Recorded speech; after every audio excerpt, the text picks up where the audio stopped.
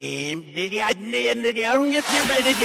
did everything right and they indicted me. And I don't know what the I'm doing. Antifa!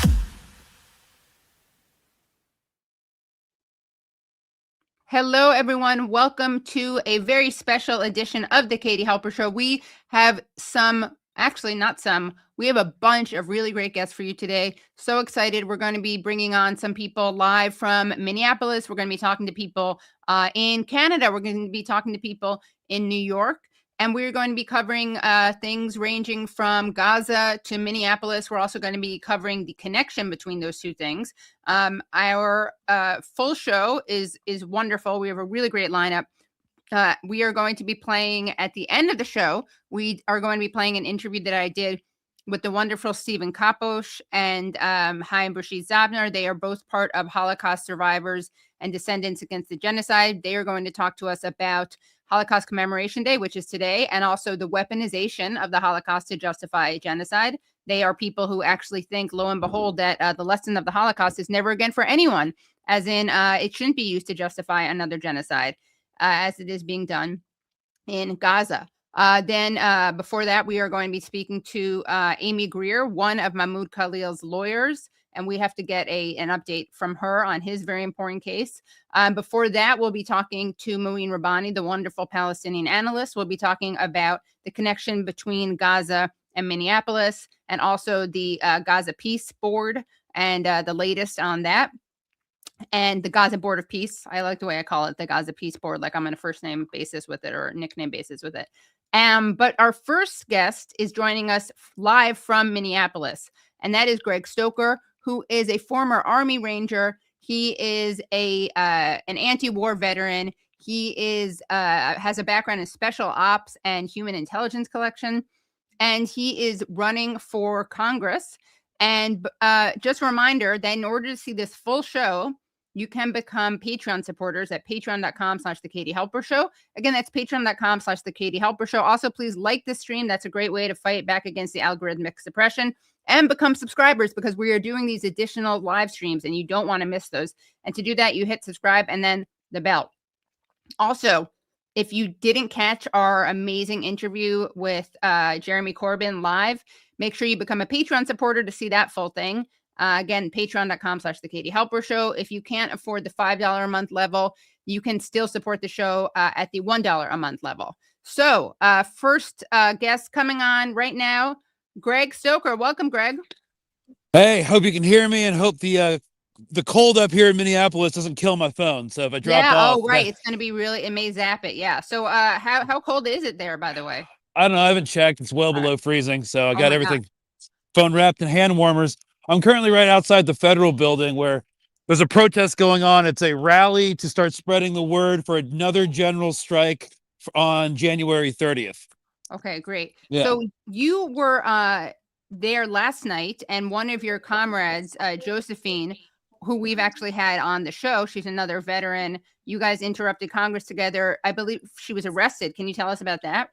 Yeah, so a bunch of local activists found where Greg Bovino was staying, and they hosted an impromptu noise protest. It's something we've been doing it like people have been doing, like when Netanyahu comes to DC. It's throughout ICE in the country. It's a way to exercise your First Amendment rights and try to hold people accountable, since we don't have the monopoly of state violence.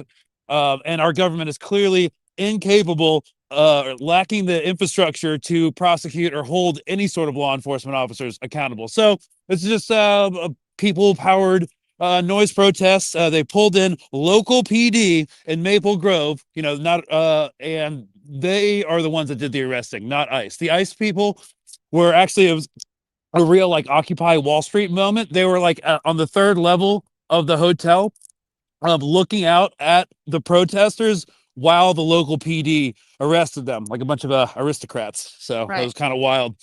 Well, I thought that the police were the good guys and ICE were the bad guys. Yeah, that's kind of mentality is like, kind of reminds me, all this reminds me of the global war on terror. I've spoken to Iraqis who are like, I was so happy when the Marines pulled out and they were in the battle space was taken over by the 101st Airborne Division, because they're not as brutal as the Marines. They shouldn't have been there in the first place. Right, So of course. all of this talk about, oh, the National Guard was handing out donuts and coffee. That is a hearts and minds psyop. There should be no National Guard here. Like, what are we even talking about? So, yeah, definitely very critical of this police presence. Obviously, all the violence comes from the state in reaction to people standing on the road and exercising their First Amendment rights. So that's kind of what we're seeing this battle play out. This is the front line for the national struggle against this police overreach. Yeah. So it is interesting because the media is definitely trying to make it like a divide and conquer of good versus evil, where the police are good and reasonable and ICE is being out of control. And that's a really appealing narrative, I think, for a lot of people, especially for liberals. It is the most lib stuff ever. And I would like to say one thing about this. Abolish ICE is a centrist, ineffective Democrat position. Obviously, ICE should be abolished, but everything from the global war on terror, from the Patriot Act to ICE needs to be dismantled, root and branch. This is the forever war coming back home. It's not going to be done in Iran. It's not going to be done in Venezuela. I've been talking about this for years. It's finally here. The next forever war is here. It's for profit, and it's against our own people, and it's being used by the oligarchs and the tech billionaires. They are trying to control collapse or turn collapse into control. So we're kind of like in hyper normalization right now, where everybody sees all our generations old Republican institutions falling apart. There's no effective leadership. There's no plan. And we need to start building alternative sources of power outside of the state, across party lines and political ideologies. And that's what we're seeing here in Minneapolis. Community defense, rapid response team, mutual aid. That's all stuff that the government will not offer you. Okay? It has nothing to offer you but violence. Right. And I actually wanted to show a video of your protest, your noise protest outside of Bovino's hotel. Let's take a look. Standing by. Looking up out there. I think we're looking at Greg Bovino himself. And this is Abby, the wonderful Abby Martin is here. And then you can tell us about Josephine's arrest. Okay. Yeah. Oh, the head of ICE, that weasel up there in the window, taunting us. While these cops tear gas people surround us. It's absolutely insane. You just heard that they already started tear gassing people. They're stacked up, dude. We're waiting for them to see what they're going to do next. Yeah, and I would like to point out that these are local police. Okay. 1 sec. Public safety. I hereby declare this an unlawful assembly. You are in violation of Minnesota State Statute 609.705, unlawful assembly. I am now issuing a public safety order to disperse and order all those assembled in front of the residents here to disperse immediately and cease your unlawful behavior, which means leave the area peacefully. If you do not do so, you may be subject to arrest. You came just in time. I've been here. I've been with them. Oh, okay. They're going to start shooting less than lethal rounds. Yeah. Essentially blinding people. They've already blinded like 2 people in the last 2 weeks. And I would like to point out that these are local police protecting and doing this on the behalf of ICE agents. So when you try to make a difference, when you try to differentiate between them, local police, and the National Guard, I don't really know what you're talking about. They're doing this on behalf of ICE. They're doing this to protect ICE. All right, I'm going to post this before it's crazy. All right. So, and tell us about Josephine's arrest. Yeah, she was there to just kind of observe. She really wasn't taking a part in it. There was other journalists there that got wrapped up, and they kind of sent in a flanking squad to kettle some people. She got stuck in the kettle and put on a bus. They were going to they took them from Maple Grove, which is a suburb, back to downtown Minneapolis. They were going to hold them, weaponize bureaucracy and hold them for like 36 hours because there were no charges. They couldn't charge anybody with anything. So, she just got released today. So That's kind of the unconventional campaign we're running. My campaign manager just got wrapped up by the police and Oh, released you today. gave it So away. You oh gave no. it away, but we'll shift to that shortly. Yeah, In fact, we sorry. can shift to that now because it's actually related. So you are running for office, and we have your campaign video, which we can play part of. Brad, let me know when his campaign video is ready. We were going to do that later on in the interview, but we might as well get to it. Give me a thumbs up or just let me. Oh, it is in there, but I do want to get back to the question of, because this is so important, of the psyops as you described it. And by the way, someone in the comments, I think sarcastically, said you were a psyop because you were in intelligence. But I feel like if you were a psyop, wouldn't you not admit that you had been in intelligence? I don't know, man. The psyops are psyoping layer on layer of psyops. Right. Hopefully I can allay some of their suspicions when I lay out my campaign as an anti-campaign. So okay. All right. So let's play a part of your campaign video. So Texas District 31 is a packed race with a whole cast of characters. We got an 84-year-old incumbent clinging on to power in order to maintain the status quo. We got Valentina Gomez and her flamethrower, the Israeli ShamWow guy, and some Democrats, but really, who cares about them? We're not going to agree on everything, all right? But let's start here. My name is Greg Stoker, combat veteran. I'm not taking any corporate or PAC money, and I'm running for Texas Congressional District 31. Check out our website if you want to help out and learn more. I'm not going to be running a conventional campaign. I haven't hired a DC consultant to turn me into a fake person for your consumption. So if you need a slogan, Greg Stoker, just a guy who's literally not insane. All right. So, well, that's a great description. Yeah, it's a low bar to clear in this day and age in our political landscape for sure. Yeah, well, speaking of one of your opponents, I mean, you have the Democrat, right, who's in power right now, and then you have this wonderful woman, Valentina Gomez, who is a 26-year-old immigrant from Medellin, Colombia, which makes it. You'll see why I'm mentioning that. It's pretty ironic. Is the person who you are trying to unseat a Democrat or Republican, which is he's a 84-year-old Republican who's held power in the district since 2003. Sorry, Republican. Yeah. I call him a Democrat, although that kind of is on brand. For What's the difference? Exactly. Yeah. So let's take a look at Valentina. It's that simple. Public executions for any illegal that rapes or kills an American. They don't deserve deportation. They deserve to be ended. Okay, play it again once more, Brad, please, so people can see from the very beginning. It's that simple. Is it? It's not playing on my end from the beginning. So yeah, okay. Everyone look. So there's a dummy, hopefully, tied to a chair. Okay.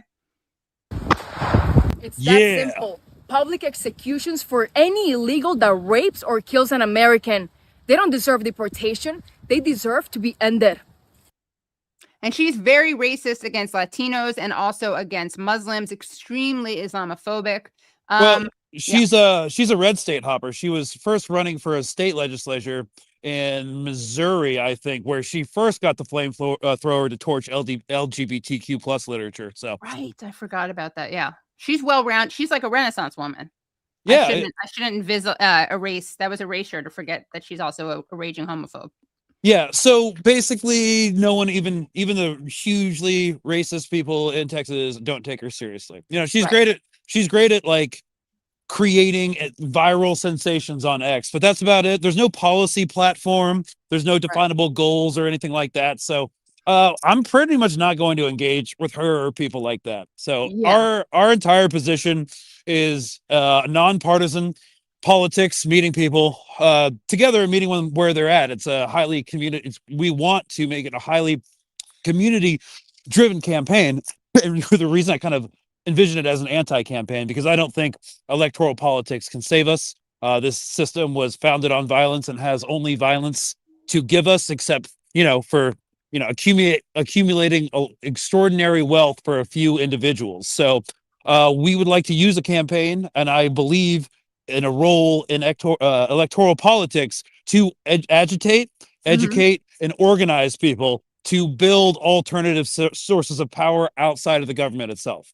I'm concerned that we're in an era of collapse, and a lot of other thinkers have thought that there is a point in using these decaying Republican institutions in order to prepare for that. So that's kind of my position, and that's what we kind of want to try to test run in this district, which is heavily Republican. And the more people I talk to, the more we agree on than not. So we are eschewing the culture war and identity politics because the house is on fire. So we're going to focus on affordability, accountability for Texas politicians who sell out Texans to corporations and foreign interests. Huge problem in there. And take it one step at a time. Yeah. Well, the news that people are talking about right now, understandably, is that Greg Bovino, who does really dress like a Nazi, and the Hugo Boss. Timu Heydrich. Yeah, exactly. He has departed from his job as Border Patrol commander, which people are really excited about. But the problem is that Border Czar Tom Homan is taking over. Let's hear from Greg Bovino. And this is an interview he did before he was dismissed.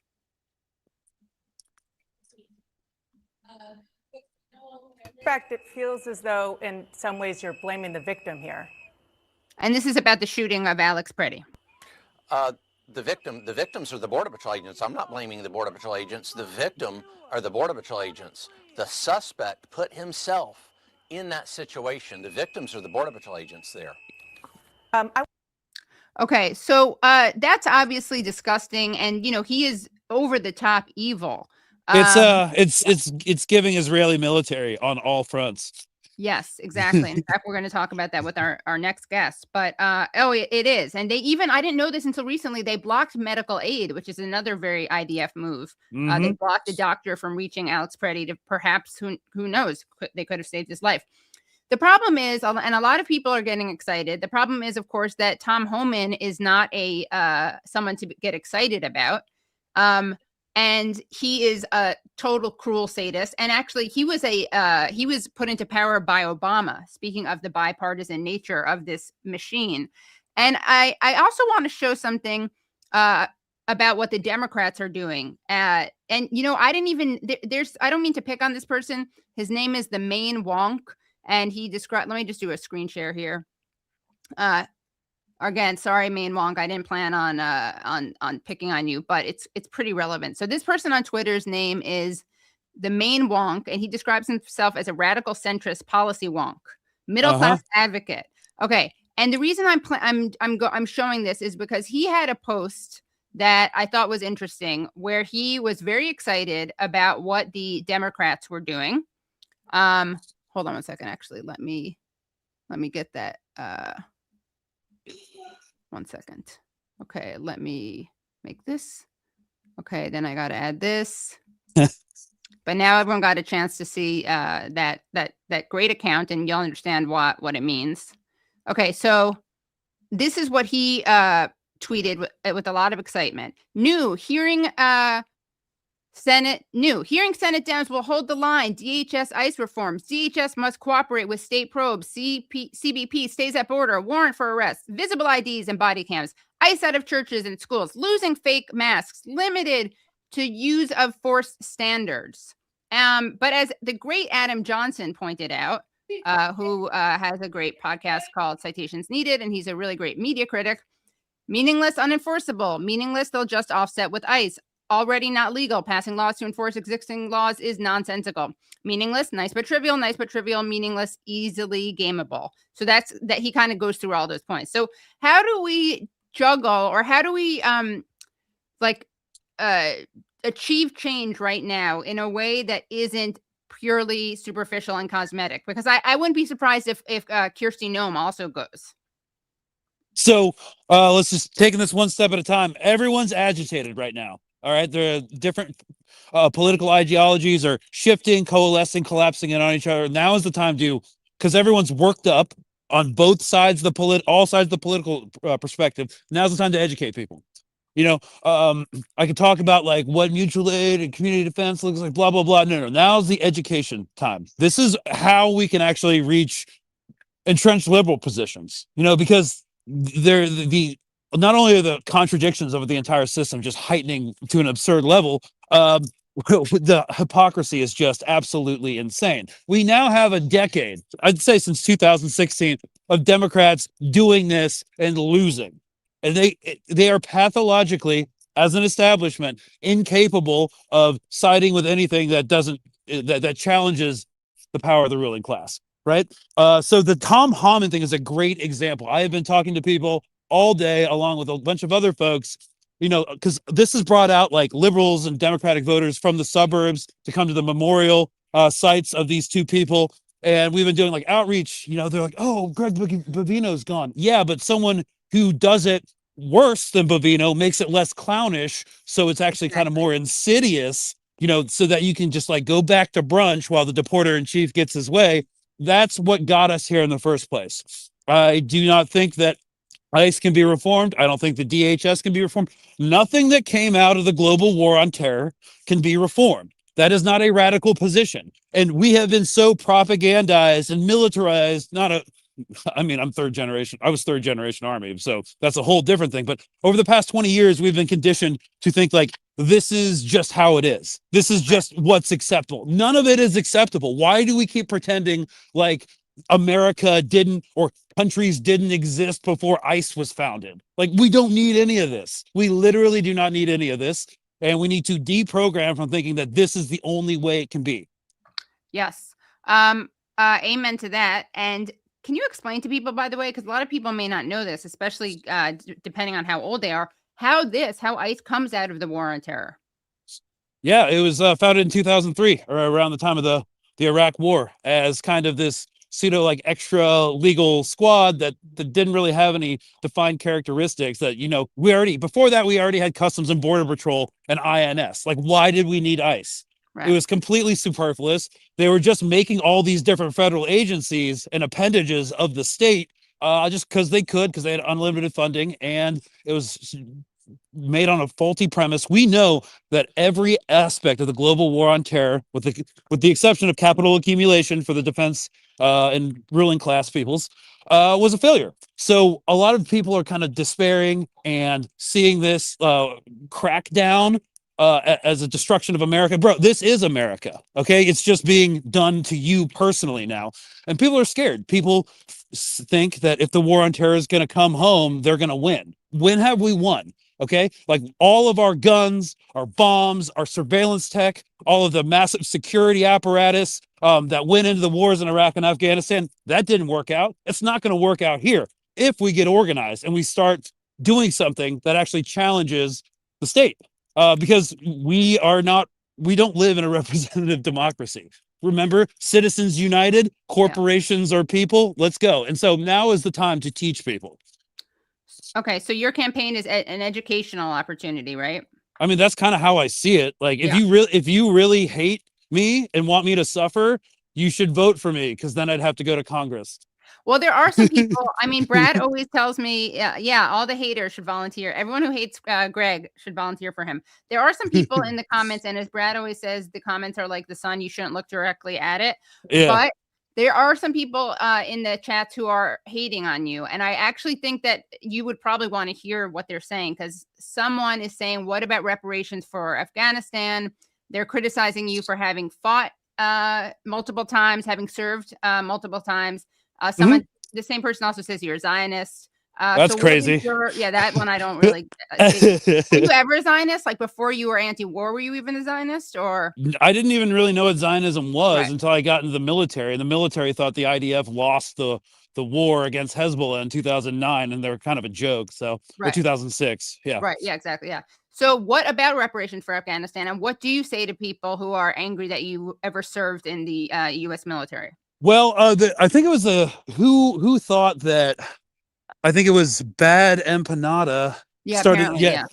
Came after me. Look, I was talking to Abby Martin. Her husband's Mike Preisner, Empire Files. He gets this kind of dog pile too. It's always going to happen. Yeah. In terms of that, I think I've dedicated my life to fighting against the United States war machine and imperialism. I was completely ready to, not exist anymore during the flotilla where I was put in Israeli military prison. I think my actions have kind of demonstrated it. and I also don't want to get pulled into like left-wing infighting. First of all, that's not even my campaign position. Reparations for Afghanistan and Iraq, I think it just as a baseline begins with us just not messing with those countries anymore.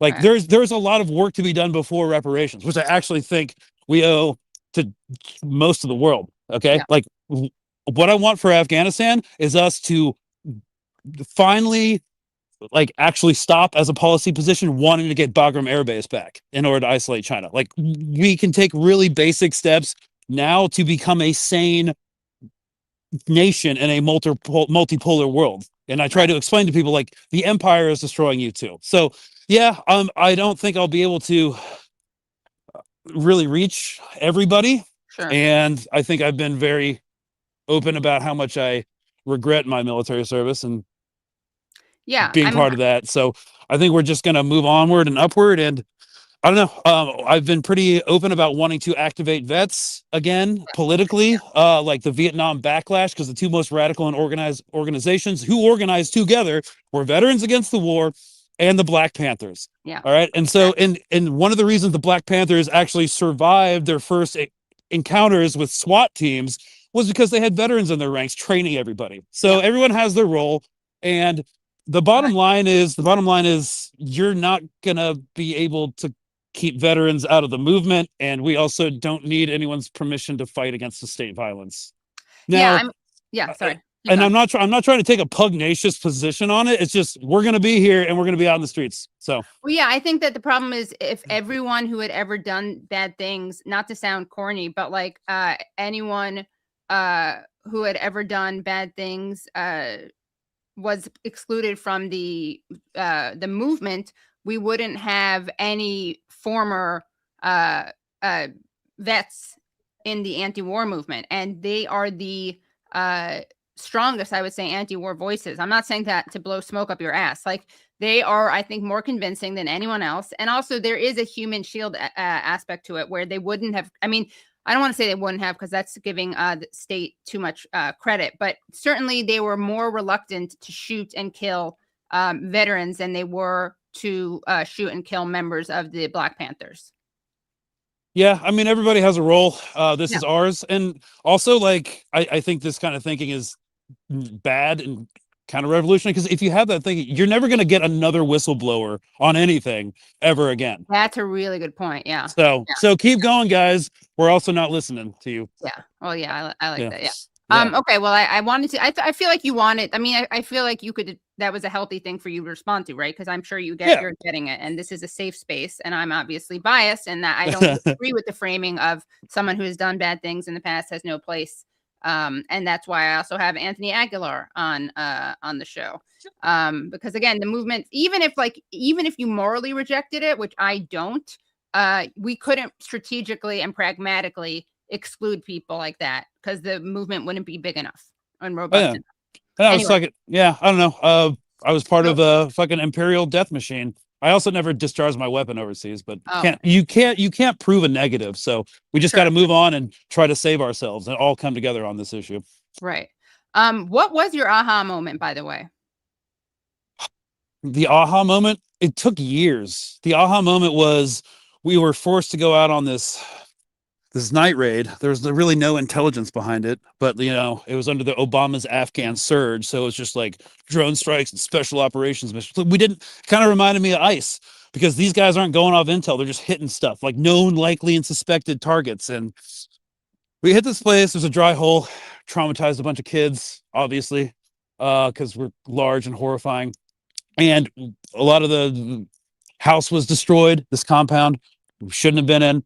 Shouldn't have even been in Afghanistan. But we were supposed to like pay for the damages, and someone, because I was like the platoon intel guy, gave me the wrong amount of money, and it was like $10 to do it. And this old man just like looked at me, and it was the first time I was like, through all the propaganda, that I was like legitimately like ashamed. And and it's still like, it took years. I had to go to like college and start studying post-colonial theory, and Edward Said's Orientalism kind of made so much sense to me. Yeah. So, just took a long time. So how do we and you've been generous with your time, and so we're gonna let you go soon because you're also at a protest. But how do we? I mean, I have trouble with this balance, which is acknowledging that Trump has a cruelty that the Democrats don't, like a spectacle of cruelty, right? Yeah. But that, the Democrats obviously work hand in hand with Trump and enable Trump. So how do we fight these two things at the same time without falling prey to, I guess, like obsessing over the corporate duopoly? And what else do you think that people who are out there on the streets need to know? And how are we going to defeat the powers that be, given that we are, that they control all the state and have a lot of violence at their command? Well, it starts with you doing something as revolutionary as meeting your neighbor. Do you know who your neighbors are? A lot of people don't anymore. We are so isolated and alone, and it's been constructed that way that even doing something as crazy as starting a community food kitchen gets you assassinated. So we all have to start pitching in. We all have to change the culture collectively. And this is, again, a hugely educational opportunity for everybody going forward. So no left versus right, no war, but class war. That's my position. Great. Well, thank you so much. And it was really wonderful speaking to you, and good luck. And thank you for doing what you do. And thank you for risking your life by going on the flotilla. Thanks. Yeah. There's another one in March if y'all want to sign up. I obviously can't make it. There's also one to Venezuela too, but I don't. Oh. Yeah. So yeah, if you want to sign up, it's there. So cheers, y'all. And I appreciate your time. Yeah. Thanks, Greg. Have a great night. All right. Cheers. Bye. All right. That was wonderful. Everyone, make sure that you like the stream if you haven't already liked it, and give it a thumbs up. Also subscribe. And if you can become Patreon supporters, please do that. Become Patreon supporters. And we are really excited to be bringing on our next guest. He is a Palestinian analyst who has been on the show so many times. And every time he comes on, I learn so much from him. So welcome, Mouin. Hi, Katie. It's very good to be with you again. Thank you. You are someone who is very prolific, and everyone should follow you on Twitter because you actually write kind of like essays on Twitter. You basically have Substack and what could be Substack entries on Twitter. I want to transition from the conversation we just had with Greg. And Greg, obviously is someone who's anti-war, has been on the flotilla. It's a fascinating discussion. Yeah, it is, right? I'm actually curious what you think as someone who you must have come into contact with people who used to be Zionists who are now, anti-Zionist. How do you see that moral trajectory? People change and evolve. I mean, if you go back to, for example, the Vietnam War, the anti-war movement was in very significant part led by war veterans. These were people who were drafted straight out of high school for the most part. It's not unusual for teenagers to be patriotic and indoctrinated. They were sent off to a foreign war to kill and murder a foreign population. It opened their eyes, and they became the spearhead of the anti-war movement. And you saw that certainly in Iraq and Afghanistan.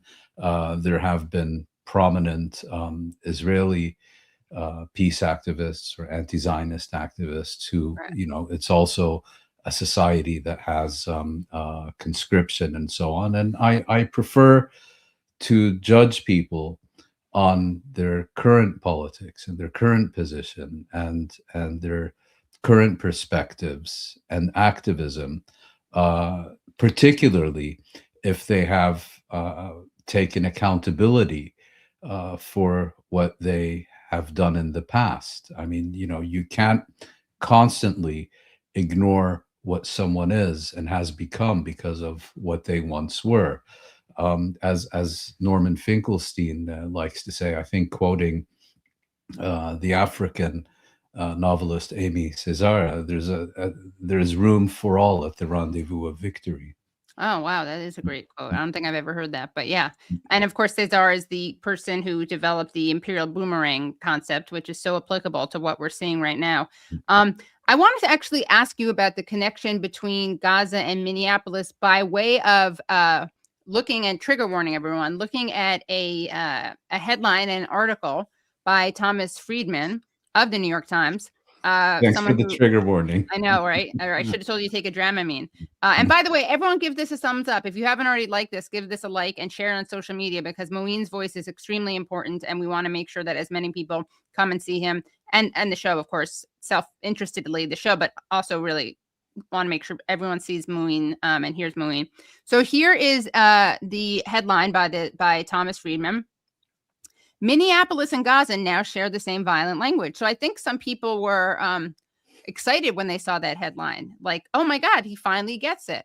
But no, as Layla Al-Arian writes at the top of this tweet, Thomas Friedman, who has compared Arabs to insects, now compares ICE, a state agency, to Hamas.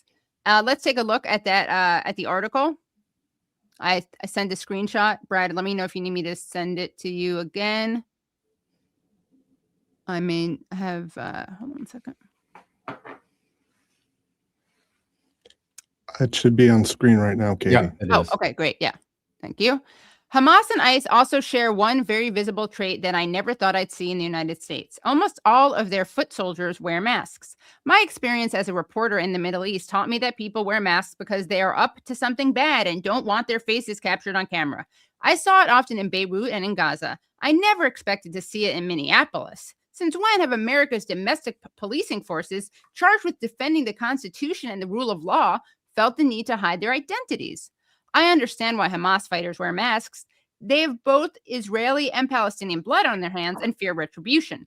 But if you placed a photo of an ICE officer next to a Hamas militiaman in a news quiz, I would defy you to tell them apart. Memo to the Homeland Security Secretary, Kristi Noem. This is not a good look. What are you hiding? Okay, so Mouin, please let us know your thoughts on this. Well, once, Thomas Friedman once again reveals his staggering ignorance. When we see pictures of Israeli soldiers, the only instances in which they're not wearing masks is because their faces have been blurred or they're facing away from the camera. But, more broadly, ICE is a state agency. It's essentially a government militia. And to compare that, it's being experienced now by many in Minneapolis as an occupation force. I think Greg Stoker spoke about this in your previous segment. And to compare that to Palestinians who are under occupation and not to the occupiers, the Israeli occupiers, is just, it's ideology, which is what Thomas Friedman does and doesn't do particularly well. But for some reason, by US standards, he's considered an authority on foreign affairs and particularly on the Middle East.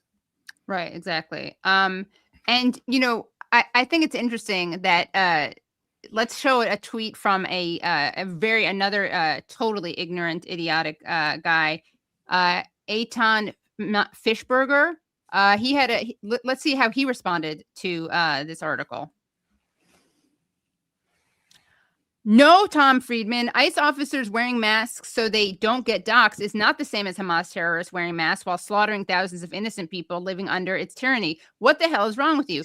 So this is another interesting angle, which is how dare you? So we are mad at Thomas Friedman for one reason, and then you have insane sociopaths who are mad at him because ICE is good, actually, according to them. Yeah, and I think, the thing to understand about these Israel flunkies is that you can never be loyal enough. 99.99% loyalty is treason. And you can never, do enough for the cause as far as they are concerned. And I think this is a very good example of that. Right.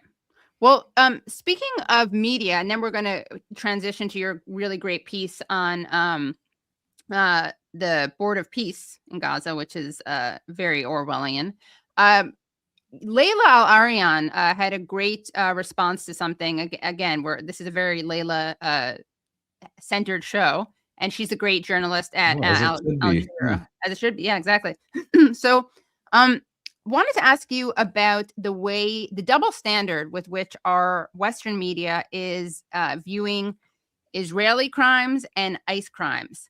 And one person who made actually a kind of surprisingly good video exposing the lies of Kristi Noem was CNN's Jake Tapper. And I want to take a look at this video, and then we're going to contrast this video with his voice on other issues. So let's take a look at the Jake Tapper video, please.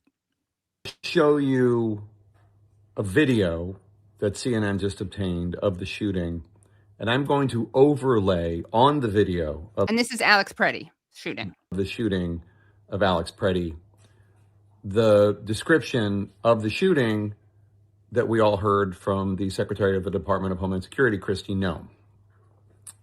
And I want you to see if her description matches what you see in the video.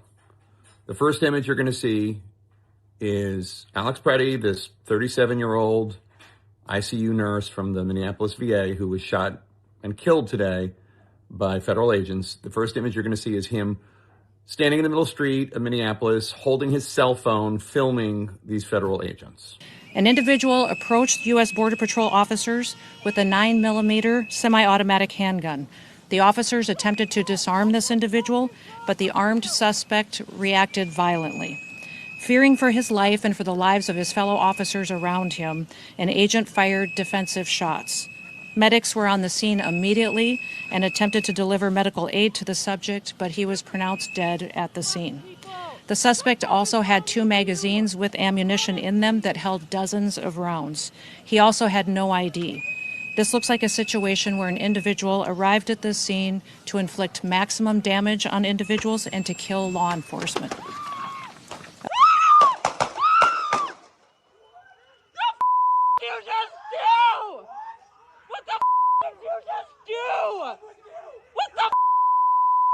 There's still a lot we don't know about this shooting. Apparently, Pretti had a gun on him. He also had a concealed carry permit, according to law enforcement. It looks as though, in the video, that his gun was taken from him by law enforcement before he was shot. It also looks as though he never actually held his gun or reached for his gun, at least based on the 3 or 4 videos we've seen of the event. Still a lot of unanswered questions, but just tell me what you think. Did what you saw on that video square with how Secretary Noem described it? So that is the kind of, I think, very good social media, use of social media that would be great to see when it comes to Palestine and Gaza. And it is an interesting controlled experiment because it shows us that Jake Tapper has the critical thinking skills to see through propaganda and to apply skepticism and critical thinking to state lies, something we don't see when it comes to Gaza. And so Layla Al-Arian tweeted that and wrote, "Great, now do Israel." So what are your thoughts on this? Yeah, no, precisely. I mean, we're not talking about the U.S. media, for example, applying more scrutiny to the Palestinians than they do to Israel, which is considered a strategic ally by much of the U.S. political elite.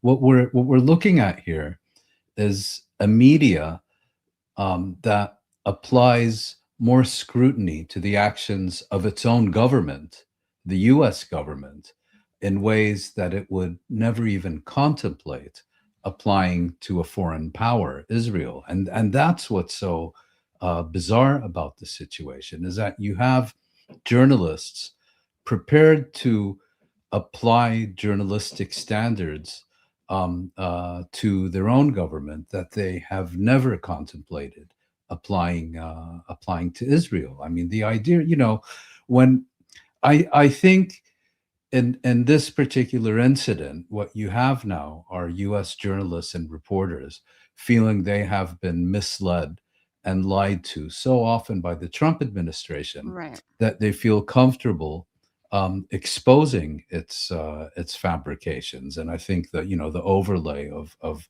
Noem's Noam's account of events while seeing what actually happened was very powerful. But they also know that they are consistently lied to by the Israeli military and the Israeli government. Yet every time it's considered truth until proven otherwise. You never really see, or extremely rarely see such reporting about Israel. Israel is given the benefit of the doubt, despite its record of prevarication and fabrication and fraud, whereas Palestinians who present substantiated, verified information are treated with skepticism and of course, completely marginalized in reporting. Right. You know, it's interesting. The one time I saw Jake Tapper push back on an Israeli official was Mark Regev, the former ambassador. This is when a CNN reporter was Exactly. shot or killed. Or his family members were killed. Yeah, yeah. And he basically, Regev said something like, well, they were where they shouldn't have been. Yeah. And Tapper was like, where should they have gone? Where are they supposed to go? Because they were in Gaza. And that was it. I mean, it was like you could see his personal relationship with this one person overrode his brainwashing or his personal relationships I'm sure he's had throughout his life to people who are Zionists. Yeah, I mean, in this case, it was one of their own. Exactly right. The CNN reporter, but also much more recently, you have the case of a CBS reporter in the Gaza Strip who was killed by the Israeli military. I think this was in the past week or so. Yeah. And CBS's reporting on it basically regurgitated the Israeli propaganda and smears of their own reporter. So, not even raising serious doubts about the Israeli story, but this is the era of Barry Weiss. Right. It's her network.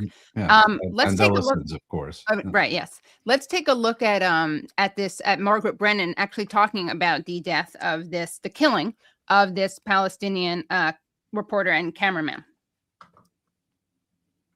Before we go, we wanted to note the death of 30-year-old Abed Shaat, a freelance cameraman who has worked with CBS News throughout the Israel-Hamas war. Abed was killed again, just Israel-Hamas war. Yes. I mean, it's just an amazing way to get sneak your ideology into that. You frame it from the outset. Yeah, exactly. Yeah. As if this is a war on Hamas and not a war on all of. As if it's a war. A war, exactly, and not a genocide. Precisely. I'm going to start from the beginning. So before we go, we wanted to note the death of 30-year-old Abed Shaat, a freelance cameraman who has worked with CBS News throughout the Israel-Hamas war. Abed was killed in an Israeli airstrike on Wednesday, along with 2 other journalists.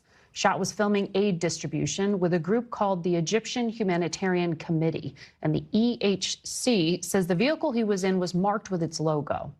The Israel Defense Forces say the strike targeted a Hamas-affiliated drone.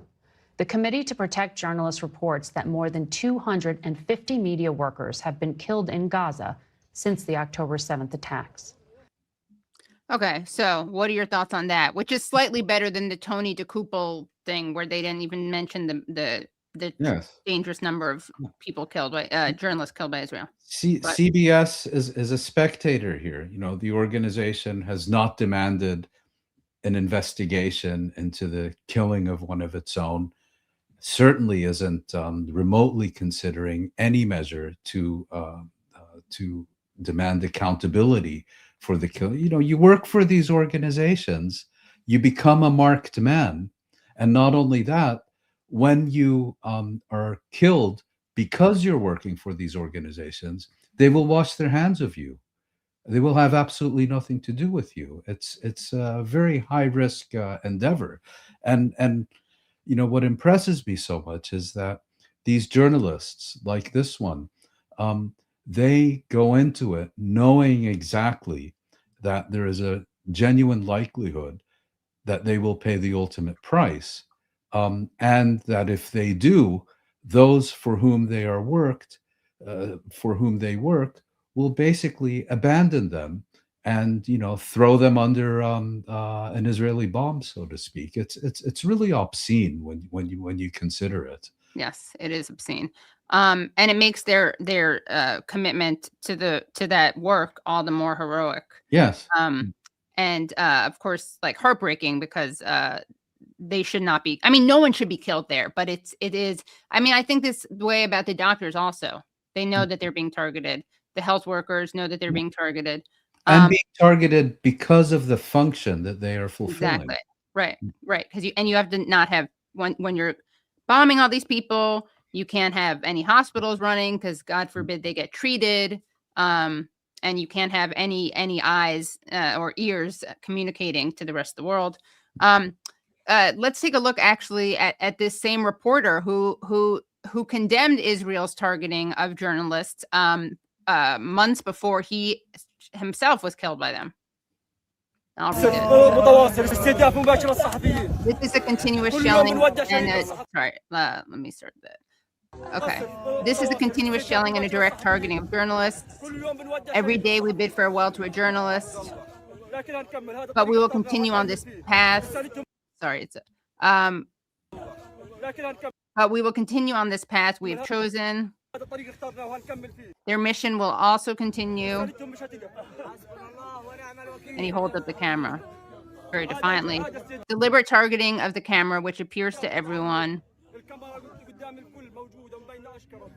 It's vivid, that's a camera. And its holders are known to the whole world. They work for foreign agencies.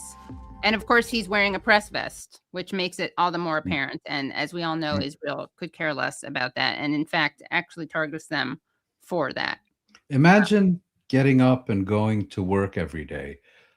Put aside for the moment the extraordinarily challenging circumstances under which these people work. But imagine going to work every day, knowing that there is a real chance that you will not return home that evening, and that the reason you will not return home is because you're fulfilling this vitally important function. He must have known, given how many Palestinian journalists have already been killed by Israel in these targeted assassinations, he must have known that it was only a matter of time before his turn came. Yet, with extraordinary commitment, with extraordinary professionalism, each and every day, he got up and did his job and kept us informed about the horrific realities in the Gaza Strip. And just to get back to the earlier part of our discussion, every time Israel does this, either the Israeli government or its spokesman or its prominent flunkies abroad, all they have to do is say, he was Hamas or he was Islamic Jihad. And that is then parroted by the mainstream media as the objective standard truth, unless and until it is dismantled and proven to be a lie. Very different from what we're seeing now with this health worker who was summarily executed in Minneapolis, where the burden of proof is on those who pumped bullets into his body to demonstrate that they were in any way acting legitimately and within the law. Right. And do you see a connection between the violence that's being perpetrated in Gaza with the logistical, diplomatic, financial, militaristic support of the U.S. and what is happening here? Because a lot of people call this like the domestic front. I mean, there's violence happening here, and there's also this crackdown on protests in terms of speech and physical. Yes, I do think there is a connection. And I think it was Greg Stoker who, in the previous segment, was saying that, it was what the United States does abroad is bound to come home in one way or another. The way I would put this is, if you remember, during the illegal war in Iraq, and when the U.S. Went through huge amounts of military material, a lot of the surplus was then provided to U.S. police forces throughout the country. And this led to a real militarization of U.S. policing, and the consequences for that are there to see throughout the country. Here it's working a little differently. First of all, I don't know about Minneapolis specifically, but many U.S. police forces have relations with their Israeli counterparts. They train with their Israeli counterparts. But more importantly, for the past few years, there has been a systematic campaign, an effort, which is not limited to Trump, by the way. It began under Biden to kind of dismantle every norm and value that underpins the protection of civilian life, that makes every civilian a legitimate target. And sure, you can, the thing to understand is that what happens in Gaza doesn't stay in Gaza. And the logic that these people are constantly advocating and promoting halfway around the world can then be very easily applied within the United States, and that's what we see happening. I mean, when this latest health worker in Minneapolis was essentially summarily executed, the immediate response from senior government officials was he was a domestic terrorist. Exactly. Well, where else have we seen that term used as a license to murder tens of thousands of children and civilians in unprecedented proportions over the past 2 years? You know, it's interesting. Until you put it that way, I hadn't made the connection between the fact that he was an ICU, a nurse, and then the attack on healthcare workers that we were just talking about. And he himself was trying to help a woman who was shoved by one of these thugs. And then when someone tried to assist him, they were blocked, which is one step better than what happens in Gaza, where when you try to assist someone, you are yourself killed. Well, So, and within the Israeli military, it has for decades been standard practice that when someone is wounded, medical aid is prohibited. Ambulances or healthcare workers that seek to approach these wounded individuals are prohibited, and even violently prohibited from lending assistance. People have been killed trying to lend assistance. And, I don't have any statistics, but it would be very interesting to one day learn how many people ultimately succumbed to non-fatal wounds because they were denied healthcare that was available, but was prevented from administering it. And the case in Minnesota, I don't know if those who killed him knew he was a healthcare worker, but quite clearly it was because he came to the assistance of this woman that he was targeted and pumped full of lead. Right. Yes. Right. So he wasn't intentionally targeted in the way that other healthcare workers are. But I was just thinking it's ironic that he was targeted because he was providing assistance. Exactly. Right. Whether they knew he was a professional nurse is a different question. Right. Perfectly said. Yeah. And it's interesting. I mean, I think that there are a couple things if you compare the Renee Good and this case. One is that the Renee Good case, I mean, I think they were both murder, like without question. The Renee Good case, I found a little bit, it was a little confusing at first, even though I didn't for a second think she had done anything like remotely threatening to him. But also in fact, one of the reasons it was obviously a killing and not self-defense was precisely because she was driving away. In this case, it was almost the opposite because you had multiple men ganging up on one person. There was I thought a visceral brutality to it. Again, it's not like the other one was watchable, but there was a visceral brutality to it. And it was so much clearer what was happening. I try not to watch these snuff videos. But all the accounts I've read are that they had him under their full control. They disarmed him and assured themselves that he not only wasn't posing a threat, but was incapable of posing a threat. Right. And then, shot him, I think, with 10 bullets? Yeah, multiple. I don't remember the number. That's by my humble standards about as clear as daylight. Yes. And then one of them clapped. clapped his hands. Yeah, well, that too. Yeah. Yeah.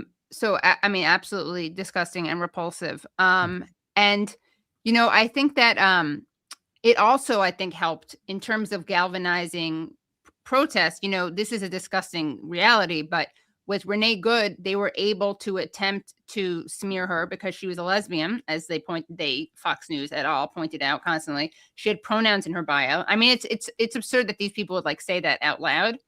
I think one of the things that also made him very costly for Trump is the fact that he worked at a veterans hospital. Yeah. So yeah, that's just another thing. So before you go, I do of course want to talk to you about the Board of Peace. You were recently interviewed about it, and you had some really brilliant insights.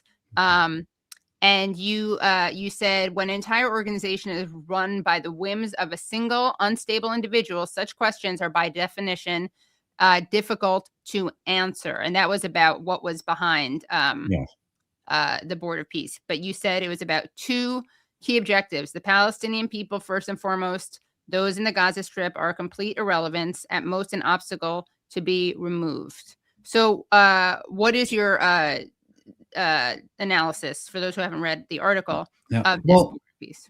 Well, these were just a few comments, actually. I was interviewed by an article written by someone else. But just to get back to your question, you may recall that on the 29th of September, when Trump unveiled his Gaza proposal in a joint press conference with the Israeli Prime Minister, Benjamin Netanyahu, it was a 20-point proposal. Most of the press conference was devoted to that and what was supposed to happen in the Gaza Strip. And then we were presented with this Board of Peace, which I think a lot of people kind of laughed off as yet another one of Trump's vanity projects. You have the Nobel Peace Prize, you have the Kennedy Center, and now you have this new organism, the Board of Peace, whose main purpose appears to be to make Trump its president and CEO. And then it kind of died off, and now it has come back with a vengeance. So when this whole issue was unveiled at Davos, the annual gathering of the rich and objectionable, it was all about the Board of Peace and very little about the Gaza Strip. And what we found is the Board of Peace. So first you have the Board of Peace, which consists for now, I think, of about 15 states represented by heads of state or heads of government, including, interestingly enough, Israel and a few other select characters. Trump is the head of it. Trump is the one who decides which states get invited to take to have a seat at the table. He decides which states are not invited. He decides whether they can remain members or not. And countries that either want to become permanent members rather than just serve a 3-year term, or countries that have not been invited to become members but want to become members, can purchase such membership for $1 billion. Under this, you have a Board of Peace Executive Committee, which is composed of, Prince Jared of Kushner, Steve Witkoff, Witkoff's assistant at Foggy Bottom, Marco Rubio, and a Cypriot Israeli businessman, Tony Blair, of course, and the former Bulgarian foreign minister and UN envoy in Iraq and then in Jerusalem, Nikolai Mladenov. And he, in turn, is responsible for something called the National Committee for the Administration of the Gaza Strip, led by a former Palestinian technocrat, Abed Shaat, and 14 others, each of whom have been selected by the Board of Peace, and presumably only on the basis of Israeli approval. But this whole structure is entirely under the thumb of Donald Trump. No decision can be made in this entire setup without the approval of Donald Trump.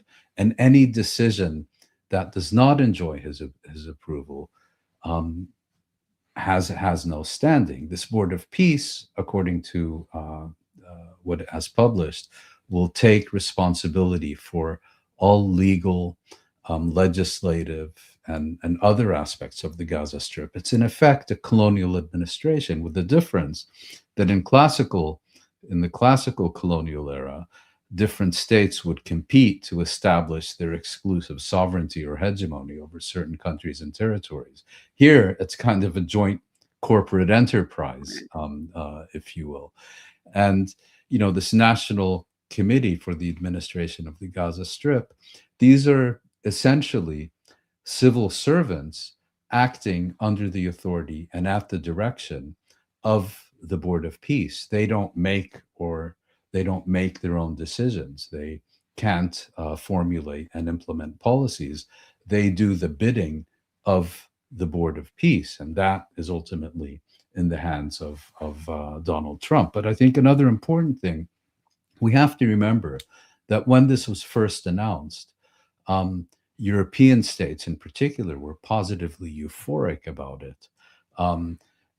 A Security Council resolution, UN Security Council Resolution 2803, was passed, even though it made absolutely no reference to the corpus of existing resolutions and international laws concerning the question of Palestine and the rights of the Palestinian people and so on. And it basically gave a carte blanche to the Trump initiative, including the Board of Peace, without having any details about what it was, how it would operate, its mandate, and its authority. And now these same Europeans are acting shocked that, as far as Trump and the Board of Peace are concerned, the Gaza Strip was kind of the bait to get everyone on board, because they knew that everyone would go along with whatever Israel and the United States wanted to do to the Palestinians, because that is subject to the central foreign policy principle of Israeli impunity, but didn't realize that Trump was going to use this as a template to be applied globally. And again, what happens in the Gaza Strip does not remain in the Gaza Strip. Rather, the question of Palestine is a canary in the coal mine. It is the battering ram subsequently used to apply in so many other places, so many other spheres, just as within the United States, the attacks on the Palestine Solidarity Movement and the legislation about boycott, divestment, and sanctions, and so on. Once that's in place, it's then applied to a variety of other issues, whether women's rights or climate or what have you. Right. Yeah, it is pretty stunning. I had Jeremy Corbyn on the other day, and he mentioned how it's a rogues gallery that is carving up Gaza, basically. Yeah, it is a rogues gallery, and it is a rogues gallery that is carving up Gaza, but it is also much more than that. I mean, if you look at, for example, the map and proposal unveiled by Kushner at Davos about the Gaza Strip, I mean, it's beyond any dystopia that even George Orwell, could consider or imagine. It's this kind of, marriage between private capital, corporations, technologies, in which Palestinians will become not only physical prisoners, but digital prisoners in this, totally dystopian concentration camp, where there won't be any cash because everything has to be electronic so it can be properly monitored, where you need a biometric pass to move from point A to B. It's really, and you really think that if this is applied to the Gaza Strip and is successfully applied, that all these people are going to say, well, it's good for Palestine, but it would be completely unethical to do this anywhere else, let alone in their own countries. You've been warned. Right. Yeah.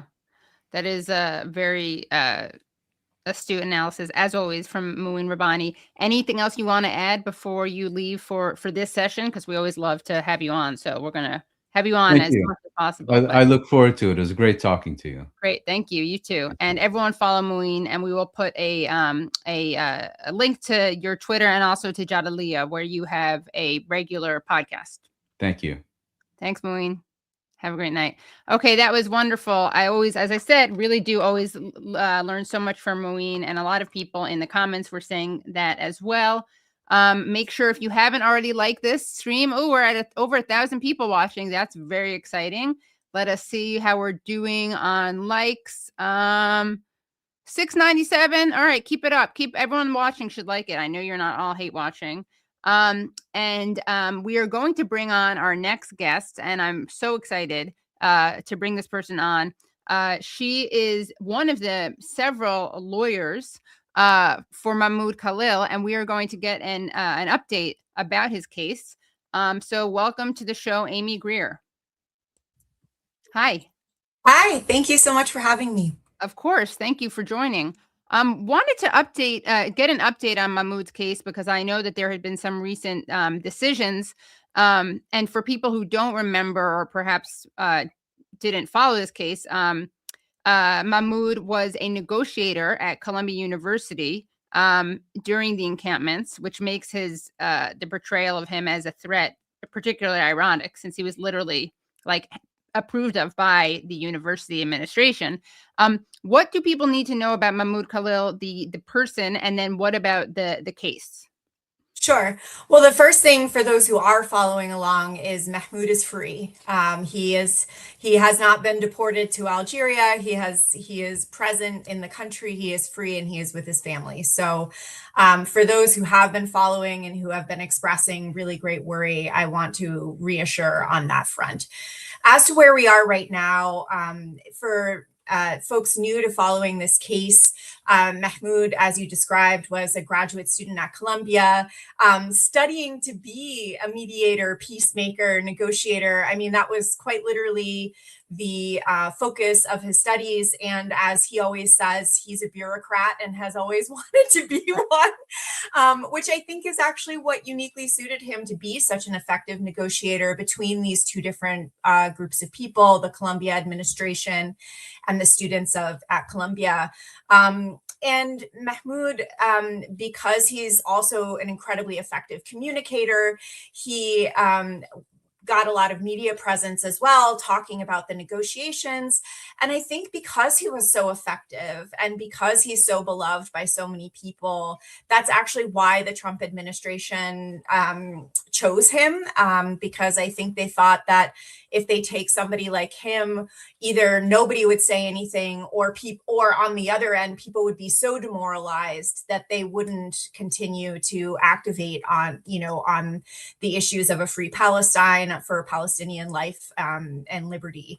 And in fact, the opposite happened, which is it mobilized huge numbers of people. It brought together coalitions that probably wouldn't have existed previously. The First Amendment folks, the libertarian folks, the pro-Palestine folks, and everyone in between. And so now where we are is the Secretary Rubio issued a determination. Then that went to the Department of Homeland Security, where immigration allegations were brought. So he's in an immigration proceeding right now, and that's working its way through. So he does not have a final order of removal, but that case is proceeding. On the night that Mahmoud was taken, myself and another amazing attorney named Kyle Barron stayed up all night, and we filed what's called an immigration habeas petition. Habeas is of the body, and that basically is challenging the detention, the constitutionality of the detention. You'll see my dog is with us this evening in the background. Anyway, so we filed that in federal district court, which is a constitutional court in the District of New Jersey. That case, the District of New Jersey decided that judge decided he had the authority to hear our challenges to the Rubio determination and to the removal proceedings.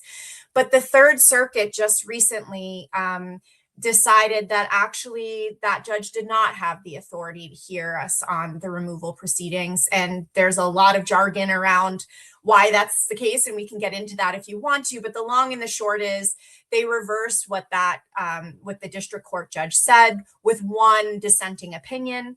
And so now we'll bring that up to an en banc rehearing, which means that all the judges on the panel in the Third Circuit will reconsider that opinion. And obviously our hope is that they reverse, but we don't know where that stands. So that's sort of where everything is right now.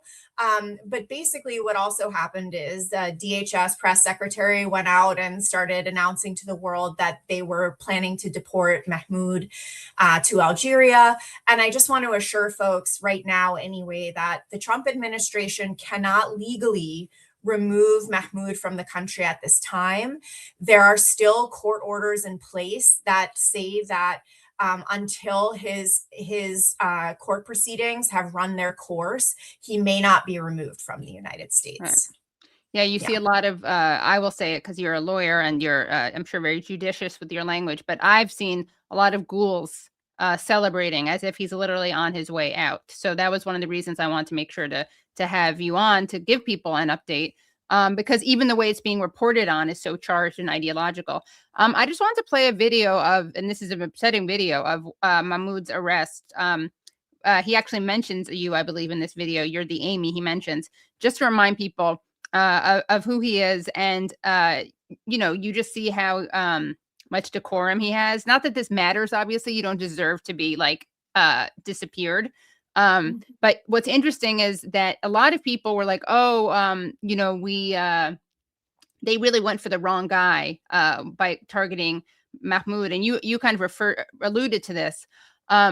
He, I think, was chosen. In some ways, it was a foolish decision, but in other ways, I think it was a wise one in that there are a lot of people out there who are much more, how would I put it? Like, controversial in what they say. And so if someone who's more controversial is gone after, then I think a lot of people feel safe. Like, all I have to do is avoid saying X, Y, Z. But Mahmoud was so, unimpeachable that I think that actually has a much more potentially chilling effect, because they're like, if this guy who didn't do anything except negotiate and spoke very, in a very calming way, was targeted, then of course I will be also. So let's just play this video. Sure. You're going to be under arrest. So turn around. Okay, stop resisting. Okay, he's not resisting. He's giving me his phone. And at this point, his wife was pregnant, right? Yeah, she was 8 months pregnant. Yeah. Okay. He's not. I understand. He's not resisting. Put your arm behind. There's no use for this. Don't worry about it. You're going to have to come with us. Don't worry. I'm coming with you. Don't worry. No one's resisting. No one's worked out. You guys really don't need to be doing all of that. Habibi, كيف بدي أتصل فيك? Okay. Hi, Amy. Yeah, they just handcuffed him and took him. I don't know what to do.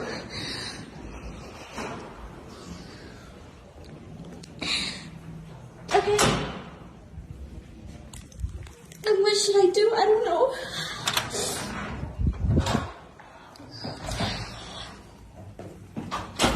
Nor.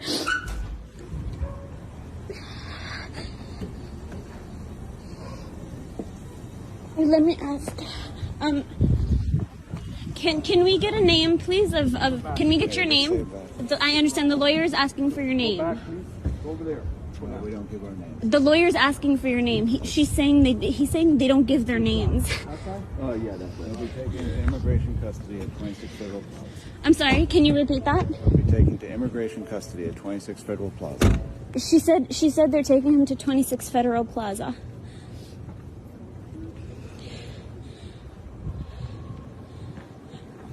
Can you please specify what agency is taking him, please? Excuse me. They're not talking to me. I don't know. I don't know. Excuse me. The lawyer would like to speak to somebody. Oh my God, they're literally running away from me. Wow. So I can't believe how together and calm and collected he was, and also how smart she was to film it. Yeah. I mean, I think as it came out, excuse me, I'm recovering. As came out after that arrest, they, Mahmoud had been experiencing significant uptick in doxing. And so they had actually been talking and discussing what they would do if something like this happened, because that doxing campaign had suggested that they had given his address and his information to ICE and to Department of Homeland Security. And so, they were prepared. And also my colleague I am an associate at Draytell and Lewis, my colleague with me at the firm, we were both on the phone together with Noor, trying to talk her through this kind of these questions that you heard her asking. And I think what I really want to just also share with folks is, what they did is absolutely the right thing. And the first time you're speaking these questions and these words should not be when you're under that kind of pressure. And so the fact that they had practiced ahead of time, the fact that they had spoken about what they would do in this situation, I do think allowed them to operate with a certain level of calm. I'm sure they weren't feeling calm inside, but in the moment. And so I just really encourage people who are, protesting or who may be vulnerable to ICE for various reasons or anything like that, to work with partners. I hate doing those role practices myself, but there's something to be said about saying those words for the first time when you're not under duress, so Right. that they're easier and come out more cleanly in the moment. Yeah. Right. Yeah. But yeah, she handled it as well as she possibly could. Yeah. That is really incredible. And what else do you think people need to know about excuse me, about staying safe? I mean, that advice that you gave is really useful. About the impact of this decision, not just on Mahmoud, but I mean, I've heard him speak, and he always is talking about kind of the larger cause. And he wrote like an amazing op-ed when he was, I think, was it a letter? He wrote a letter to His son. his son, yeah, which Yeah. was really beautiful. He's obviously aware of the kind of larger context here. So what is what do we need to know about not just his case, but the larger context? Sure. I mean, I think one of the things that's really critical that you always hear from Mahmoud, like you said, is bringing it back to his moral and ethical clarity around Palestine and what he's been standing for this whole time, which is to stop the killing. I mean, this man has been arrested and detained for supporting life, and I think that that's just as simple as it possibly gets, to not have indiscriminate murder of Palestinian women, children, men, so that's as simple as it gets. What I think we can glean from all of this on the, I don't know if positive side, but maybe the grounding, to ground ourselves, is this is a scary moment. And I think anybody who says otherwise, is either a super risk taker, which I am not as an attorney, or, maybe disconnected from how much risk there actually is. At the same time, I think real power comes from knowing what you stand for and what it is you are working toward.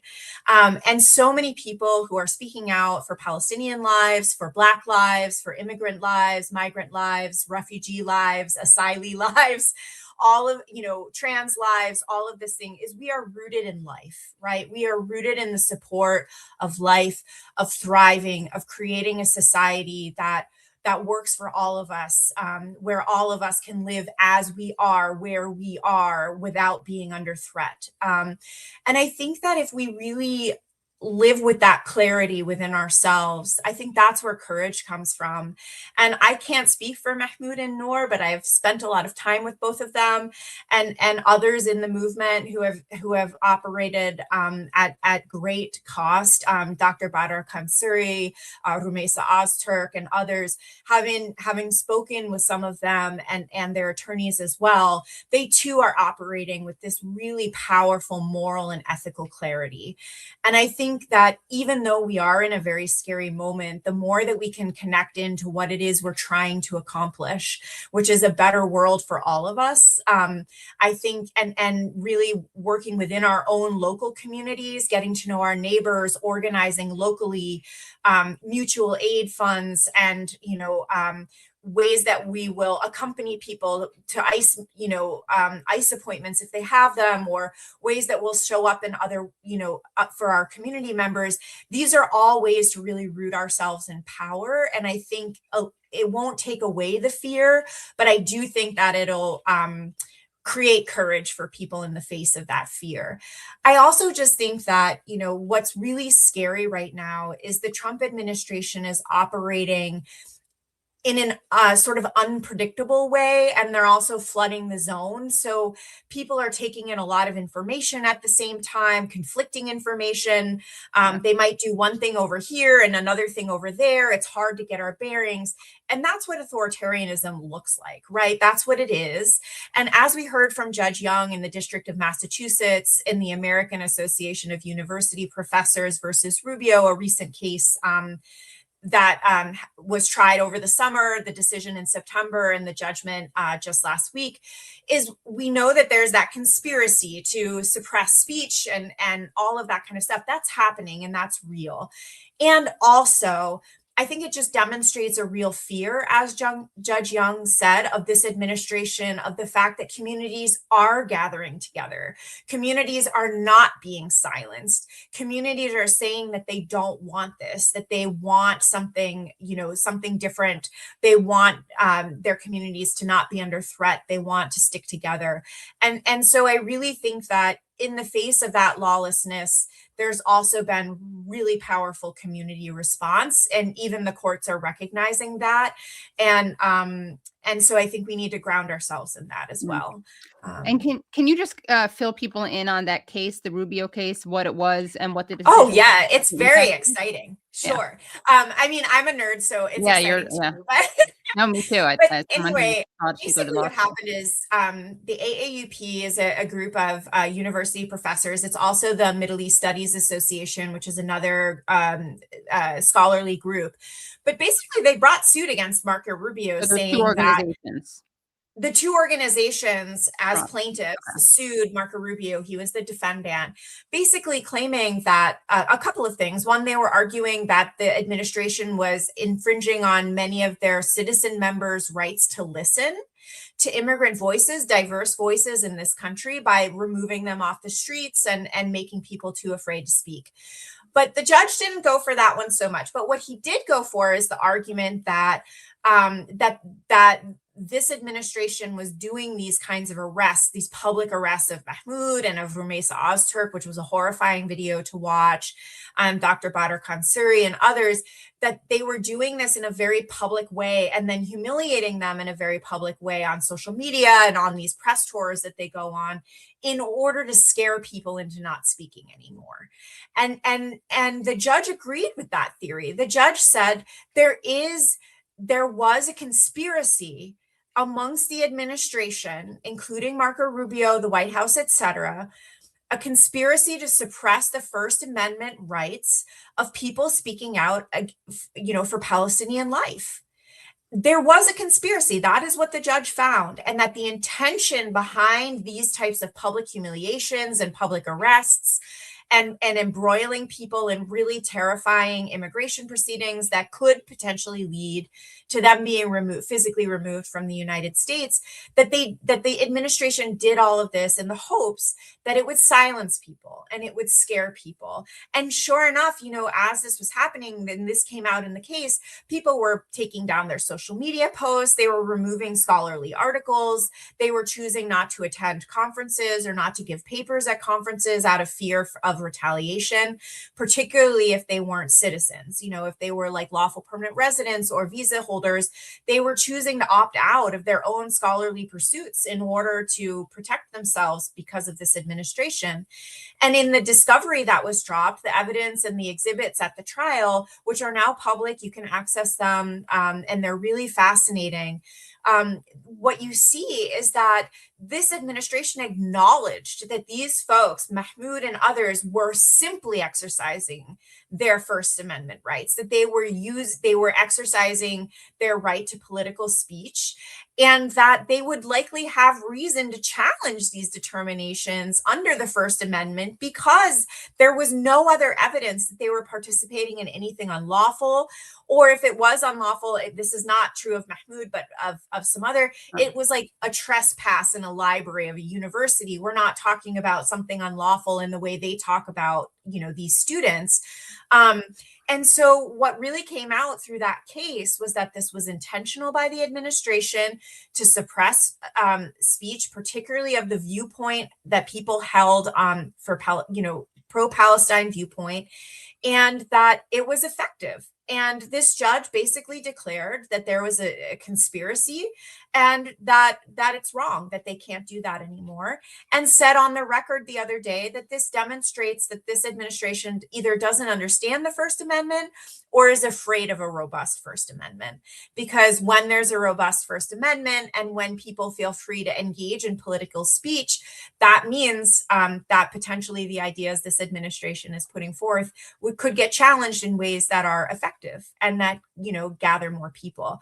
And so the case is really interesting. The September 30th decision by this judge is an interesting read for anybody who, it's not super legalese. He enjoys a little soaring rhetoric. And so, it's an interesting read. And then all of these documents are now publicly available as well.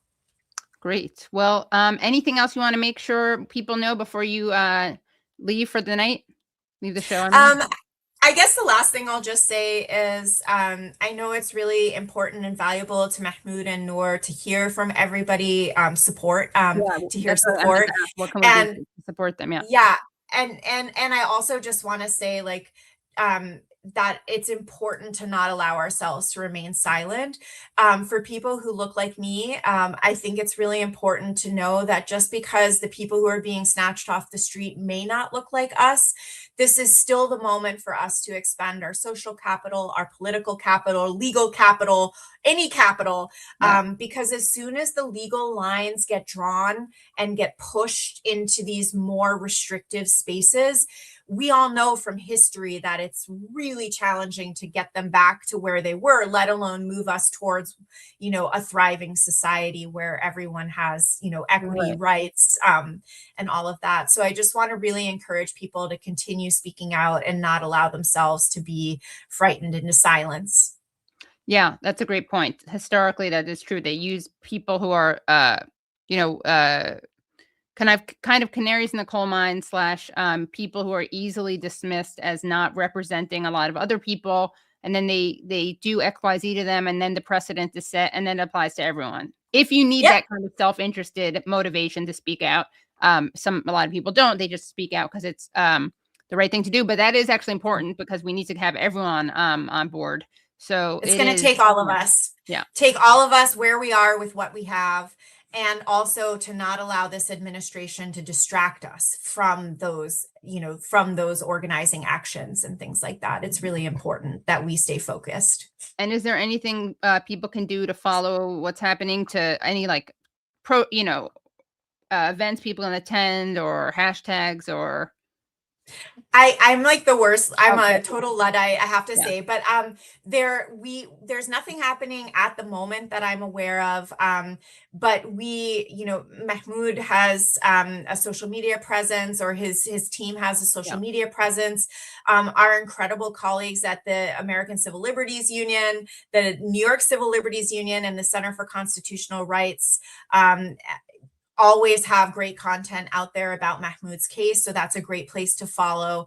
And also their websites have really great information as well. Mahmoud and Noor have a Chuffed site to help support them. A lot of people ask how they can financially support. So you can find them on Chuffed. And so these are the big things that are being, the big ways that people can follow along. Great. Well, thank you so much, Amy, for coming on, for explaining so much, and also for everything that you do. Yeah, well, thank you. And thanks to all of your listeners for choosing to stay awake. This is a moment we all need to be awake and working hard together. So thank you so much. Thanks so much. Have a great night. Okay, that was wonderful. We are not even done yet. Those were all really great guests. Very excited to be talking about these important issues. And we have one more segment for you tonight. People may know that today is a Holocaust Memorial Day, and that was established in the early 2000s. And it was to mark the liberation of Auschwitz and by the Allies, obviously.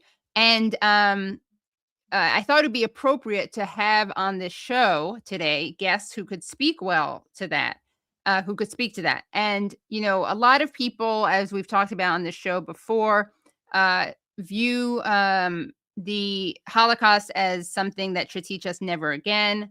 And who is never again is kind of contested, right? So you have some people who say never again is never again for anyone, and other people who say, although they don't say it out loud usually, but they basically mean never again is never again for Jews. And in the name of never again, we'll do whatever we want to anyone, even though that doesn't ironically actually keep Jews safe. Not that it would be okay even if it did, but so Holocaust Remembrance Day was created in 2005 by the UN, and it's been quite weaponized by Israel and Zionists and Zionism to justify Israel's genocide right now and kind of continuous occupation.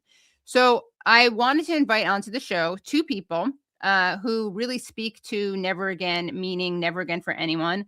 As you guys know, probably I'm working on a documentary that is about Holocaust survivors and their descendants who are protesting the genocide in Gaza and are saying precisely never again is now, but never again is now means stop killing the people of Palestine. They're saying not in our name. They're saying don't use our genocide to justify another one.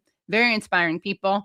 And so I spoke to two of these people, Stephen Kapos, who is a survivor who was 7 years old when the Nazis invaded Budapest, Hungary. He lives in London, and Haim Bresheeth Zabner, who is the son of Holocaust survivors. He was born in a DP camp, actually, in Rome, but he was raised in Israel. He also wrote an amazing book called An Army Like No Other, which is about the IDF. And so Stephen Kapos is 87 years old, and he's been protesting against the genocide, which he describes not only as a genocide, but also a Holocaust. And he's a member of Holocaust Survivors and Descendants Against Genocide. He lost 15 members of his extended family in the Holocaust, and his father was interned in Belsen and Theresienstadt. And he settled in London. And he visited Israel and was totally shocked by the racism there. And he became a member of the Labour Party in 1997. And after he resigned from the Labour Party after penning a widely circulated letter after the Labour Party warned him they would investigate him if he spoke at a leftist organization on Holocaust Memorial Day. And he is a member of the Camden branch of Palestine Solidarity Campaign and lately of the small network Holocaust Survivors and Descendants Against Genocide. Haim Bresheeth Zabner was professor of media and cultural studies at University of East London and then a professorial research associate at the School of Oriental and African Studies. So he's a filmmaker, photographer, film studies scholar, and historian. His films include A State of Danger, a documentary on the first Palestinian Intifada. His books include An Army Like No Other, Had the Israel Defense Force Made a Nation? And he is a member of Holocaust Survivors and Descendants Against the Genocide and a founding member of Jewish Network for Palestine. On November 4th, by the way, 2024, he was arrested over a speech he gave at a pro-Palestine demonstration outside the residence of Israeli Ambassador Tzipi Hotoveli in North London.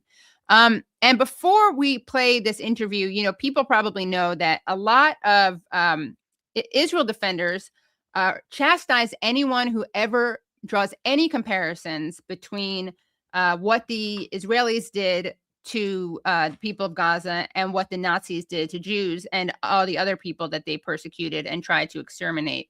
And that's one thing. If people have like a real consistent standard where they just don't believe in these historical analogies, fine.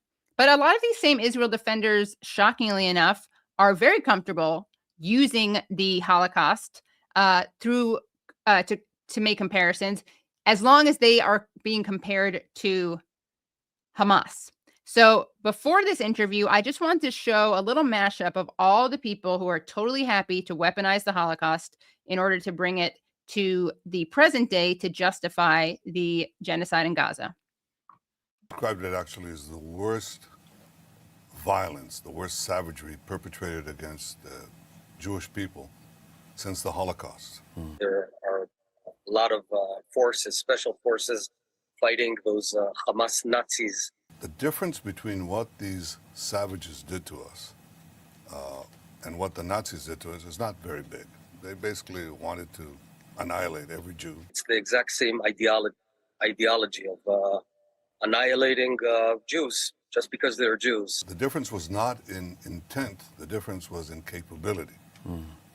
In the death camps of the Nazis, they murdered thousands of Jews each day and we could do nothing. Here they murdered 1,200 innocent people, and the next day, even though we had these failings on that day, which will be examined, we rolled them back. The next step is to go on the offensive and to eradicate this Nazi-type Hamas. Hamas are new Nazis. They're trying to kill all the Jews. That's what the Nazis tried to do. Nazi Hamas is soon to feel the full wrath of the Israeli people. The Nazis believed that the Jewish race had to be exterminated, and so does Hamas. IDF does not target civilians ever. We're not like our Nazi enemy. We will never target civilians deliberately. After the Holocaust, the world said never again. It's now happening again.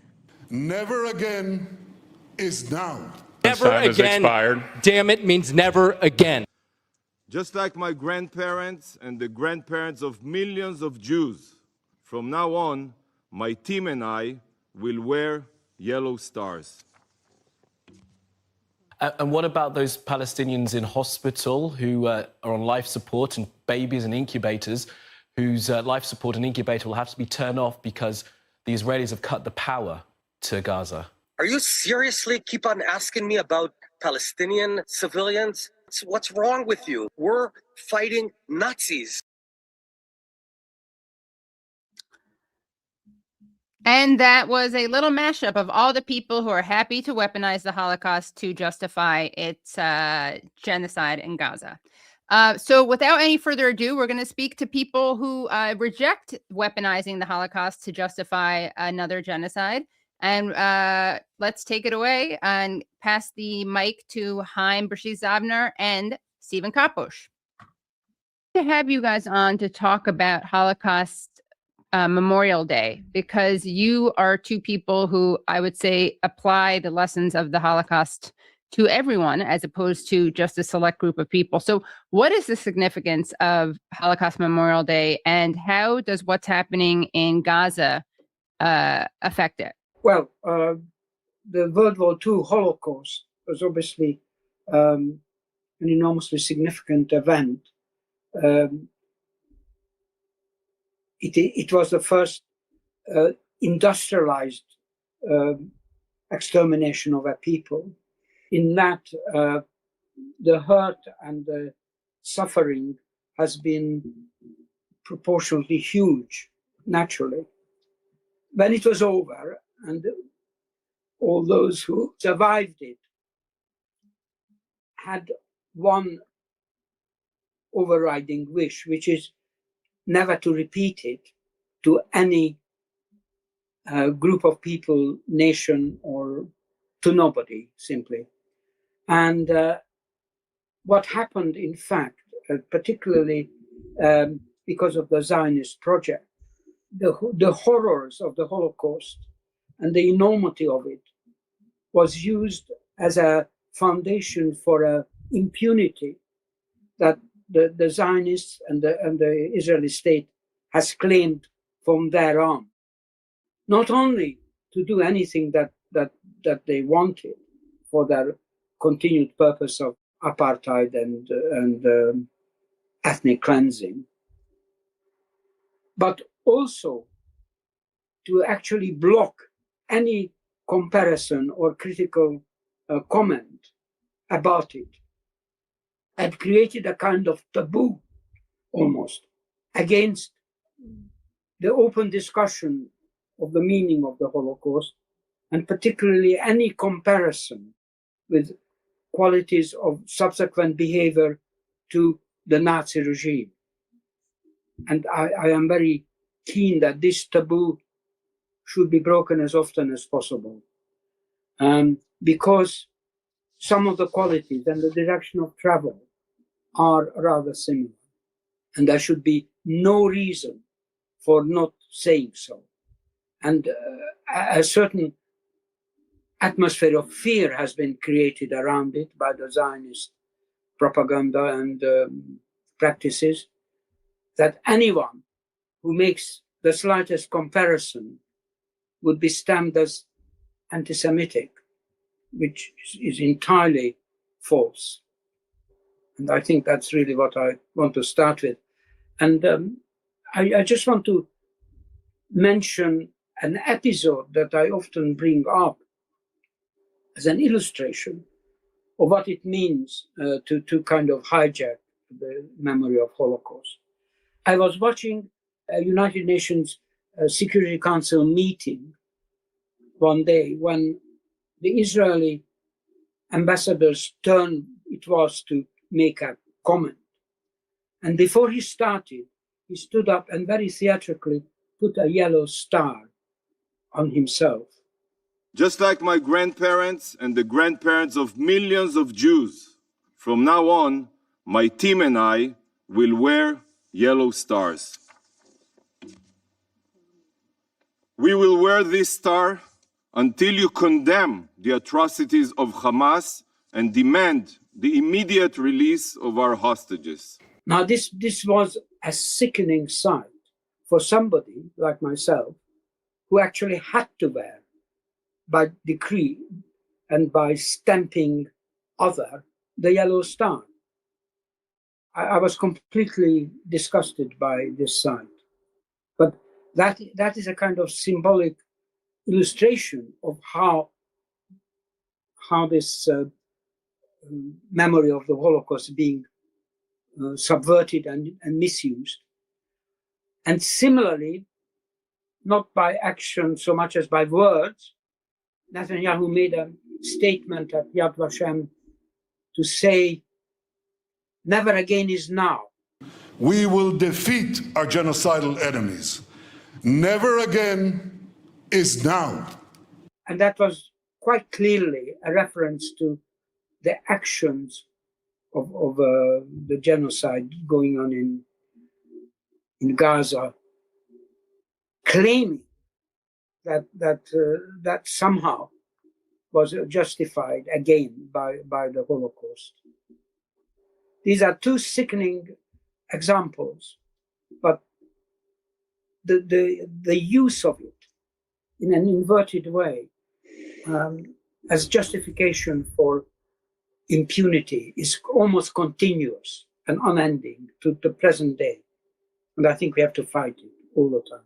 The first thing I wanted to say is that I've tried to find some information in around 100 institutions dealing with the Holocaust. These are museums, research centers, memorial centers, study centers, you name it. There are more than 100 globally, all over the Western world. They don't exist in other places. These institutions are run by Zionist Jews. And how do we know that?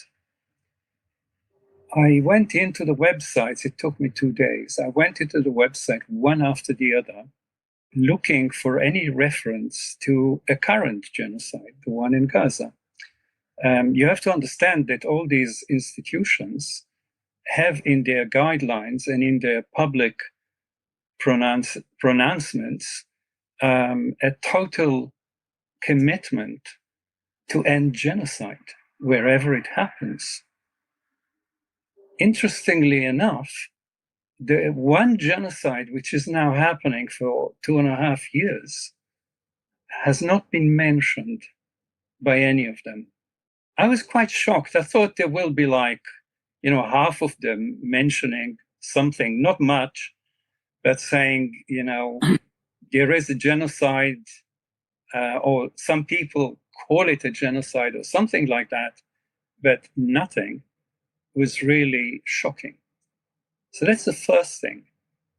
Zionism is both doing a genocide and denying it with a huge machinery of commemoration that it has put in there.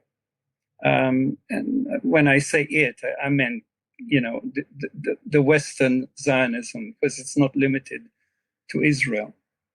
So I know that Haim and Stephen, all of us have discussed the kind of comparisons between what the Nazis did and what the Israelis have done. And it's obviously not apples to apples. There's an apples to oranges aspect of it. But certainly there's a real rank hypocrisy that we see when people are happy to compare, for instance, Hamas to the Nazis. But whenever you compare what the Israelis did to what the Nazis did, you're weaponizing the Holocaust, right? And Stephen, you gave that perfect example of the Israeli ambassador to the UN, desecrating the memory of the Holocaust by comparing himself basically to the Jews who had to wear the star, the yellow star during the Holocaust.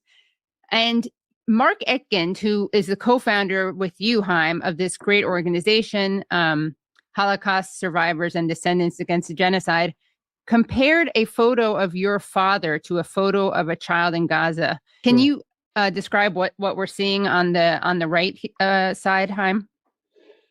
Well, on the 8th of May, 1945, the Americans reached Mauthausen, which was not a death camp.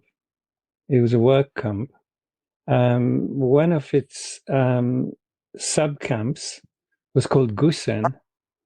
And my father, with few hundreds others from Auschwitz, after Auschwitz was closed, they walked all the way from Poland to Austria. Half of them died on the road. And on arrival, they were put to work as slave labor in Gusen, where Messerschmitt planes were built.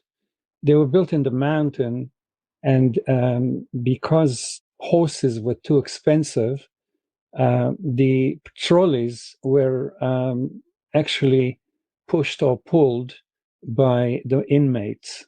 The death rate was the average inmate lived for 2 weeks there.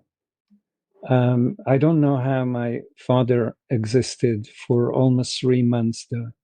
So he was 32 kilos. You can see him sitting on the ground with 3 of his inmates, and they're eating some bully beef that the Americans gave them. The 2 on the right died after eating the bully beef. The other 2 were in a terrible situation, including my father, of course, but they survived. And of course, the Americans were not to know that they give those very hungry people that didn't eat meat for years, it's basically like killing them. So the child on the left is about the same kind of weight that my father was. You can see my father on the ground sitting the second from the left, and all of them are really emaciated terribly. So we have now the same kind of starvation that was actually announced as a policy by the Israelis. And Keir Starmer apparently said that Israel has a right to limit food and medication, and he said it on television. I'm very clear. Israel must have that, does have that right to defend herself, and Hamas bears responsibility. A siege is appropriate? cutting off power, cutting off water? Sakir? Well, I think that Israel does have that right. It is an ongoing situation. Not only did the Israelis do it, but the West has actually supported and agreed to it. And what does it feel like to you when you see this image that is in many ways comparable to your father's image? Well, that the Jews are doing this to others, I mean, I don't know if I can find words to describe this. This is the worst thing that I have seen in my life. Jews doing to others what was done to them. I prefer it that my father didn't see this, didn't ever imagine that Jews could do such terrible things to others that were done to them. It's better that he hasn't seen it, or my mother, or anyone else that was in that camp and suffered this fate. How can anyone justify to themselves, it doesn't matter if they're Jewish or not, a human being starving a child so they become a skeleton? I mean, I don't understand this. I really don't understand this. I'm particularly struck by the distant figure on the left, who obviously is approaching the group. And he is identical in being emaciated, like the child shown for comparison. Absolutely identical. Well, it's absolutely horrifying. I agree with Haim. I have the same horror of feeling, well, almost not comprehending how, having had this experience, it can then be the same people could inflict it on another people, like the Palestinians.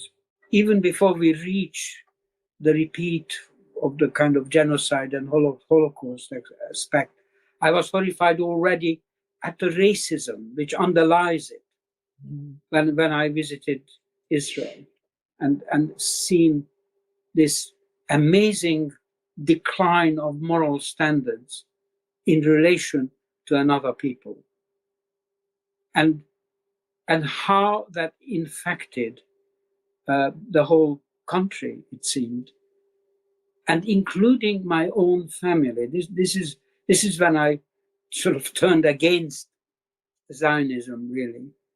How that propaganda, and I think partly the creation of a false fear that unless you are cruel and suppressing towards the Palestinian people, they would drive you into the sea. That was the kind of general assumption. And how that could take hold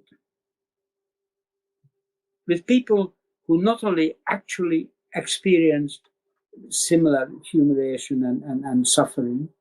This is not what the Jews died for, to justify another genocide. No, my family didn't die for that. And Stephen's family didn't die for that, yeah? And we don't agree to this.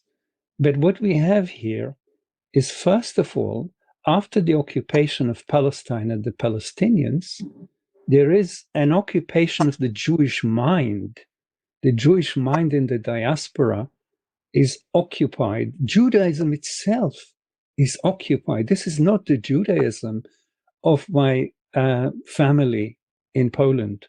This Judaism now, when chief rabbis support genocide, is ill, is deeply sick, is in trouble, and is putting all of us Jews in trouble, in harm's way of anti-Semitism and other hatreds.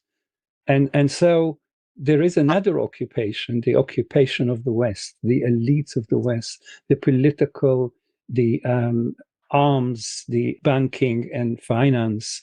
The elites of the West are now doing what Zionist billionaires want them to do. Now, name another small group that has the power that the Zionist billionaires now have over the American system.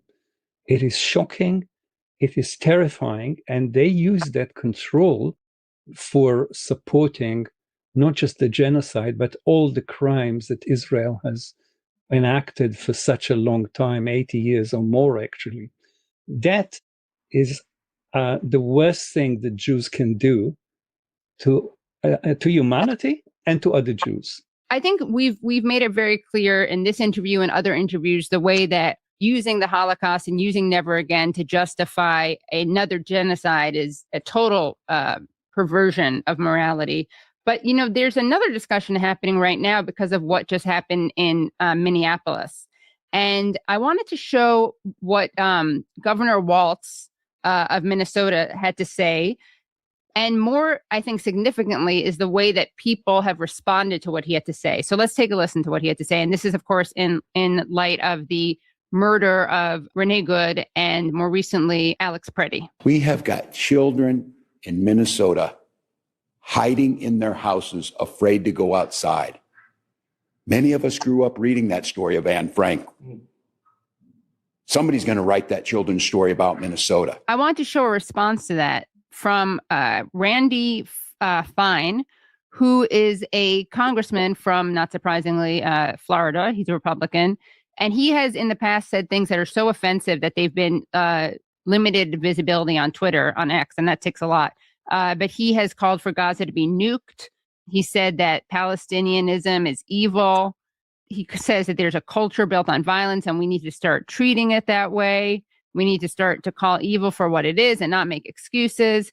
And the fact of the matter is the Palestinian cause is an evil one. The only end of the conflict is complete and total surrender by those who support Muslim terror. In World War II, we did not negotiate a surrender with the Nazis. We did not negotiate surrender with the Japanese. We nuked the Japanese twice in order to get unconditional surrender. That needs to be the same there. There's something deeply, deeply wrong with this culture and it needs to be defeated. Okay, so let's look at how he responded to Governor Tim Walz's comments. Comparing the removal of illegal immigrants to the Holocaust is anti-Semitic and repulsive. Will Jewish Democrats call him out? I won't hold my breath. And I want to show another response. This is a Jewish American journalist, Batya Ungar Sargon, and I want to play what she had to say. Lost in the analogy is the fact that the Gestapo was arresting German citizens, of course, who the Nazis decided were no longer worthy of rights due to their ethnicity, not people who committed a crime entering Germany illegally and then more crimes once they were inside. Let's be clear, when they call ICE the Gestapo, they're calling Americans Nazis. After all, ICE carrying out mass deportations is what the majority voted for. And sorry, but this doesn't make them racists. It makes them patriots. To allow people to stay who came illegally is to massively incentivize such a flagrant abuse of our laws. And contrary to the mythology on the left, you can't just ask people politely to leave the greatest country on earth and think that they will, especially the hardened criminals among them. In her tweet that accompanies this video, she said, beyond disgusting, Governor Walz is comparing the innocent Jews that the Gestapo were hunting for extermination, who were citizens, to the illegal migrant murderers, rapists, sex offenders, and child abusers that ICE is seeking to deport because they broke our laws again and again. Well, I want to remind us that the most used word that Hitler used to describe Jews is terrorists. Mm. And of course, it took few years to remove citizenship from the Jews of Germany, but actually they lost the citizenship even before the change of the law because they had no rights at all after that time in 1933, when after all of them that worked in public office were sacked, they didn't have any rights whatsoever. Right. They did not exist within the legal system of the Third Reich. And they were terrorists. This is how they were understood to be by the Nazis, definitely by Hitler and his henchmen. So to kill them was not a crime. There's a lot of theorization about this by a number of people that have written about the Second World War, including Jewish historians. So it becomes a mitzvah, in the Jewish rendering of social duties, to kill Palestinians becomes a mitzvah. And in the same way that she means like a good describes, deed. she says these are not racist. You can't call them Gestapo. We've seen what happened to those people that were killed. I mean, if you want to arrest them, arrest them. Why are you killing them? They haven't committed a crime. You don't know that they've committed a crime. You didn't ask them. One of them is sitting in a car. The other one is walking. And there is no problem arresting them. They don't have arms. They don't use arms. So they're not terrorists. They're not acting as criminals. And I wonder if Batya would be okay, given that what she says here is beyond disgusting. Governor Walz is comparing the innocent Jews that the Gestapo were hunting for extermination who were citizens. I wonder how she felt about killing Jews once they were no longer citizens. Like, was she okay with that? Then does it make it an appropriate comparison? Of course, the Palestinians are not citizens of any country, exactly because Zionism is denying them the rights for almost 80 years. So that's what the Germans have done. Once you remove the legal rights of a citizen, or you remove them as citizens, you can kill them. And this is the machinery that Trump is using in the United States. And I would say that Gaza and the genocide in Gaza has affected the rights of everyone everywhere in the West. We were arrested as terrorists in London. There are now almost 3,000 people that held a piece of paper. And for that, they are arrested as terrorists and they can sit for years in prison. The whole issue of legal protection for people who have not committed any crime is now, there is no law. International law first died, then the local law in Britain, in France, in Germany, and of course in the United States. That's the next thing that happens. Nobody has got rights. We lost our rights. This question about whether somebody is a citizen or not is a technicality. What about humanity? Even if they are not citizens, you got to treat them with due humanity and apply standards of law to them. This distinction is completely artificial, really, and technical. Not to mention, by the way, that the recent people killed by ICE were, and again, I wouldn't be okay with it if they were not citizens, but the two recent people killed by ICE were both citizens. So even if you were going to be this like nationalist supremacist, which is indefensible, you're just being inaccurate. Yeah. Well, if you start on a journey towards fascism, which this really is, it's the direction of travel is set. Yeah. And I think it's up to us to stop it, but it's set. It's not full fascism yet, but there are characteristics of fascism like this. And once that starts, standards fall. All standards fall. Right. I want to show another scary response to the allegations, to the comparisons to the Gestapo, which again, you don't have to accept those comparisons, but I think you probably don't want to violate the First Amendment over them. Let's hear what Greg Bovino had to say about that. And he's Border Patrol's acting commander. Calling law enforcement names like Gestapo or using the term kidnapping, that is a choice that is made. There are actions and consequences that come from those choices. And then when someone chooses to listen to a politician, a so-called journalist, a community leader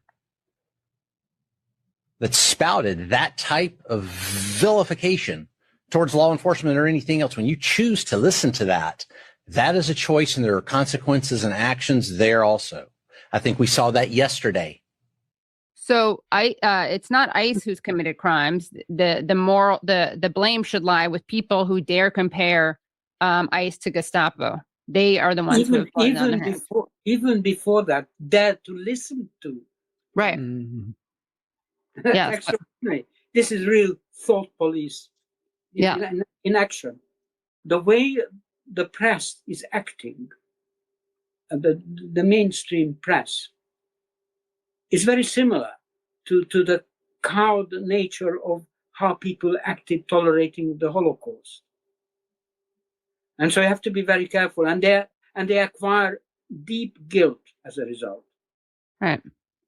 Yeah, and it's actually interesting because you see there have been examples of the media being good on on ICE in a way that they weren't. When I say good on ICE, being critical of ICE and being skeptical of ICE's claims in a way that they're not at all with the IDF, which shows that they're capable of being critical thinkers when they're not indoctrinated with Zionism. Yeah. Which which causes them to dehumanize people. I want to show one more example, by the way, of another person, and this is someone who was an anti-Semitism czar under Trump, Eli Kohanim. She also responded to Tim Waltz. The Jewish people want you to stop minimizing the memory of the Holocaust with your disgraceful comparisons, Tim Waltz. So, what do you guys say to this? This woman claiming to speak on behalf of all the Jewish people, and what do you say since she's claiming to speak as a Jew, what do you guys say as a Holocaust survivor and the son of two Holocaust survivors? I think the way that Jews behave in the West now, and especially in America, and most of those Jews that we're seeing are famous, some of them are billionaires, they're speaking as a kind of moral voice. Stephen was before describing the fact that Jews and Israelis are forever acting as victims. Even when they kill others in great numbers through a genocide, they describe themselves as victims. And they're all, you've seen what happened when 15 people died in Australia recently. The whole situation there is not very clear until today. I can't really go into the case, but they're always describing themselves as victims. And when those billionaires and people who are actually the elite in the American society are standing there and speaking for us and speaking for the dead people on the Holocaust, this is disgusting. What they're doing is immoral, is not acceptable at all. And yet they're doing it, and they're getting time on the media, as Stephen pointed out, to do it, to basically other the Palestinians that die in great numbers. In Britain, for example, if a child dies in Ukraine, it'll be on the news the morning after. How many children died in Gaza? We will need 100 years to describe it on the news, but there was no item that described them after they died. They never had a name, and they're not even reported about. So what the media is doing is, I think Stephen is right, enabling the genocide. Without that type of activity, the genocide would never pass. But they normalize it. They make it okay to kill people that, as you said, are not citizens. Yeah, so it's okay to kill them. It's okay to kill children because they will grow to be terrorists. Yeah, so let's kill them now. It's okay to kill women in labor. It's okay not to have hospitals for them because all were destroyed.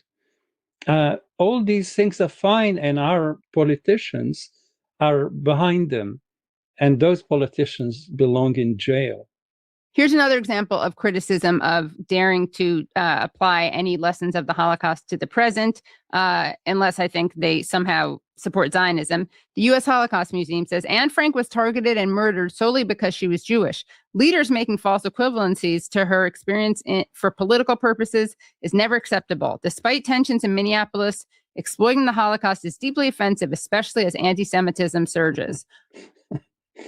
Of course, you can't talk about people who are not Jewish. Right.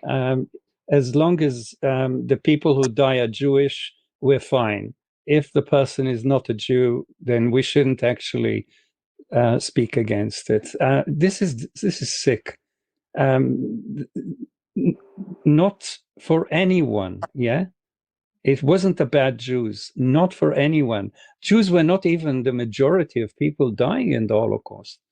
Many more from the Soviet Union died. So the idea that we always are again going to talk only about Jews and for Jews, I think is really terrifying. In a country like the United States that is built on the people from all over the world who came and were saved by the United States. It was a great light that people followed for over 150 years.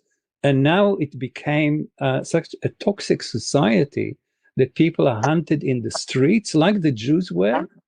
I think that's a terrifying turn of events. Well, it's just ironic also because not only is it morally wrong, but this exploiting the Holocaust is deeply offensive, especially as anti-Semitism surges. I think that maybe what's helping anti-Semitism surge is stuff like this, is stuff like the weaponization of never again, refusing to apply it to people who aren't Jews, and also at the same time, even more horrifically, using it to justify a genocide of another people. So if these people cared so much about anti-Semitism, maybe they would just keep their mouths shut. Many years ago, there was a play in Israel that was called Don't Touch My Holocaust, exactly about that. You can talk about the Holocaust when you talk about Jews, but don't ever touch it when Jews are doing it rather than being killed. Because Jews are always victims, even when they kill. They are only killing because they're victims. And this is quite sick. Yeah. And one other example, especially because you just pointed out, Haim, that it wasn't just Jews and the majority of the people killed by the Nazis were not Jews, although obviously Jews were the biggest proportionally impacted people during the Holocaust in terms of what proportion of them were killed. But I want to show another example of this absolute sadism. Maher Tarabishi, age 62, was taken by ICE last October when he exited his immigration check-in appointment in Texas. And by the way, he's from Jordan originally. He was the primary caregiver for his 30-year-old son, Wael, who suffers from a chronic muscular condition called Pompe disease. His father provided 24-hour care for many years. Wael died today, his family told me. Wael's health had been declining ever since his father's detention. He never got to say goodbye to his father. Maher will never see his son again. Maher came to the United States in 1994. He is not a criminal. He paid taxes. He raised a family. He was attending his immigration check-ins reliably. Now that family is destroyed. For what? If our government has any compassion, Maher Tarabishi should be released from detention now. He should be allowed to attend his son's funeral. May Wael rest in peace. Is this what America has become? Is this what we want America to be? Spread the word. And hashtag free Maher Tarabishi. This is Wael, who obviously was disabled and died in large part because his father was his primary caretaker was imprisoned for the crime of going to a check-in, an immigration check-in. And I'm just struck by the fact that the first people, one of the first groups that the Nazis went after were people with disabilities. Indeed, they killed about 30,000 or 40,000 people with disabilities. This was the beginning of the genocide before the Jews were killed. So that's okay to kill them because they're disabled. Let's remember that Lemkin, the Jewish jurist that basically wrote the Genocide Convention, called the crime of genocide man's inhumanity to man. It's a bit, sexist. Humans inhumanity. That's what, yes. It would be better if it was humans. We'll forgive him now. Sure. But what you are showing us are examples of man's inhumanity to man. Right. And to say this has nothing to do with us because they are not citizens, or even if they are citizens, I was worried about them. Every Jew who kills a Palestinian in Israel, and I'm talking about citizens, citizens, as if it makes a difference that you kill a citizen or not citizen. But Israeli citizens are killed all the time by Israeli citizens. It's just that on the one side there are Jews, and the other side there are Arab Palestinians, and they're killed normally because they somehow frightened the Jewish victim. The Jew might be with a gun and the Palestinian has nothing, but still they frightened you. They frightened us because we've taken everything from them. We've taken the land, the homes, the hospitals, the schools, everything. And now we take the tents from them and kill them. We leave them nothing at all. And then we feel that they are frightening us. A child might frighten an Israeli soldier, he will kill them. And then, of course, there is no legal process. Nobody's ever brought to court because you just killed a Palestinian. That's fine. Well, that was an interview with Haim Bresheeth Zabner and Stephen Kapos. And actually, you can see the full interview where we talk about things like the war in Iran and lots of really fascinating discussions at Patreon, patreon.com/The Katie Halper Show. Again, that's patreon.com/The Katie Halper Show. But of course, we gave you, I think, like 40 minutes of interview. And we gave you the really important parts about the Holocaust and about the weaponization of the Holocaust, and also, of course, about the way that people are so selective with their historical comparisons, which I find fascinating. Thank you guys all so much for watching the show. Thank you, Andrew. Thank you, Brad. Thank you, Nate. Thank you, Phantomus Fanta. We also want to just tell you that Haim Bresheeth Zabner and Stephen are both in this documentary that we're working on about Holocaust survivors and their descendants speaking out against the genocide. Let's see. Anything else I have to say, Brad? No. Okay. Make sure, as always, that you hit the like. Make sure also that you subscribe if you haven't already subscribed. Hit subscribe and then the bell. And again, that is because you don't want to miss these additional live streams we are doing more and more. Also, if you can become Patreon supporters, again, at the $5 level, you get excellent access to bonus and extended interviews, early interviews. If you can't swing that, you can just pay $1 a month. That's literally $12 a year. And that is how you can just support the show. So that's a pretty affordable rate. Thank you so much for the kind comments. I see a lot of people were very moved by that. I do really think that the world would be a much better place if more people were like Haim and Stephen, and less people were like Batya and Randy Fine. And I think that's it. And we will see you next week. And Jonathan Whittle, someone suggested as a guest. Oh, super chat. Sorry. Can you try to interview Dr. Yaakov Rabkin? Yes. Oh, sorry. Bucky's playing with the toy. I got scared he was peeing. Can you try to interview Dr. Yaakov Rabkin? Yeah. Okay, I will. Thank you. And that was from Mish999. Brian writes, another great show, Katie. Gray Scout Epsilon. Why isn't anyone talking about Israel conducting nuclear tests almost simultaneous to inferring threats against Iran? Well, actually, I don't remember if we talk about the nuclear stuff, but if you go to patreon.com/The Katie Halper Show, you will find that in this extended discussion, Haim Bresheeth Zabner talks about Iran, and he wrote, "An army like no other, how the Israel Defense Forces made a nation." That's a great book. So anyway, everyone, I really enjoyed this, and we will see you guys next week. I did everything right and they indicted me. And I don't know what the I'm doing. Antifa!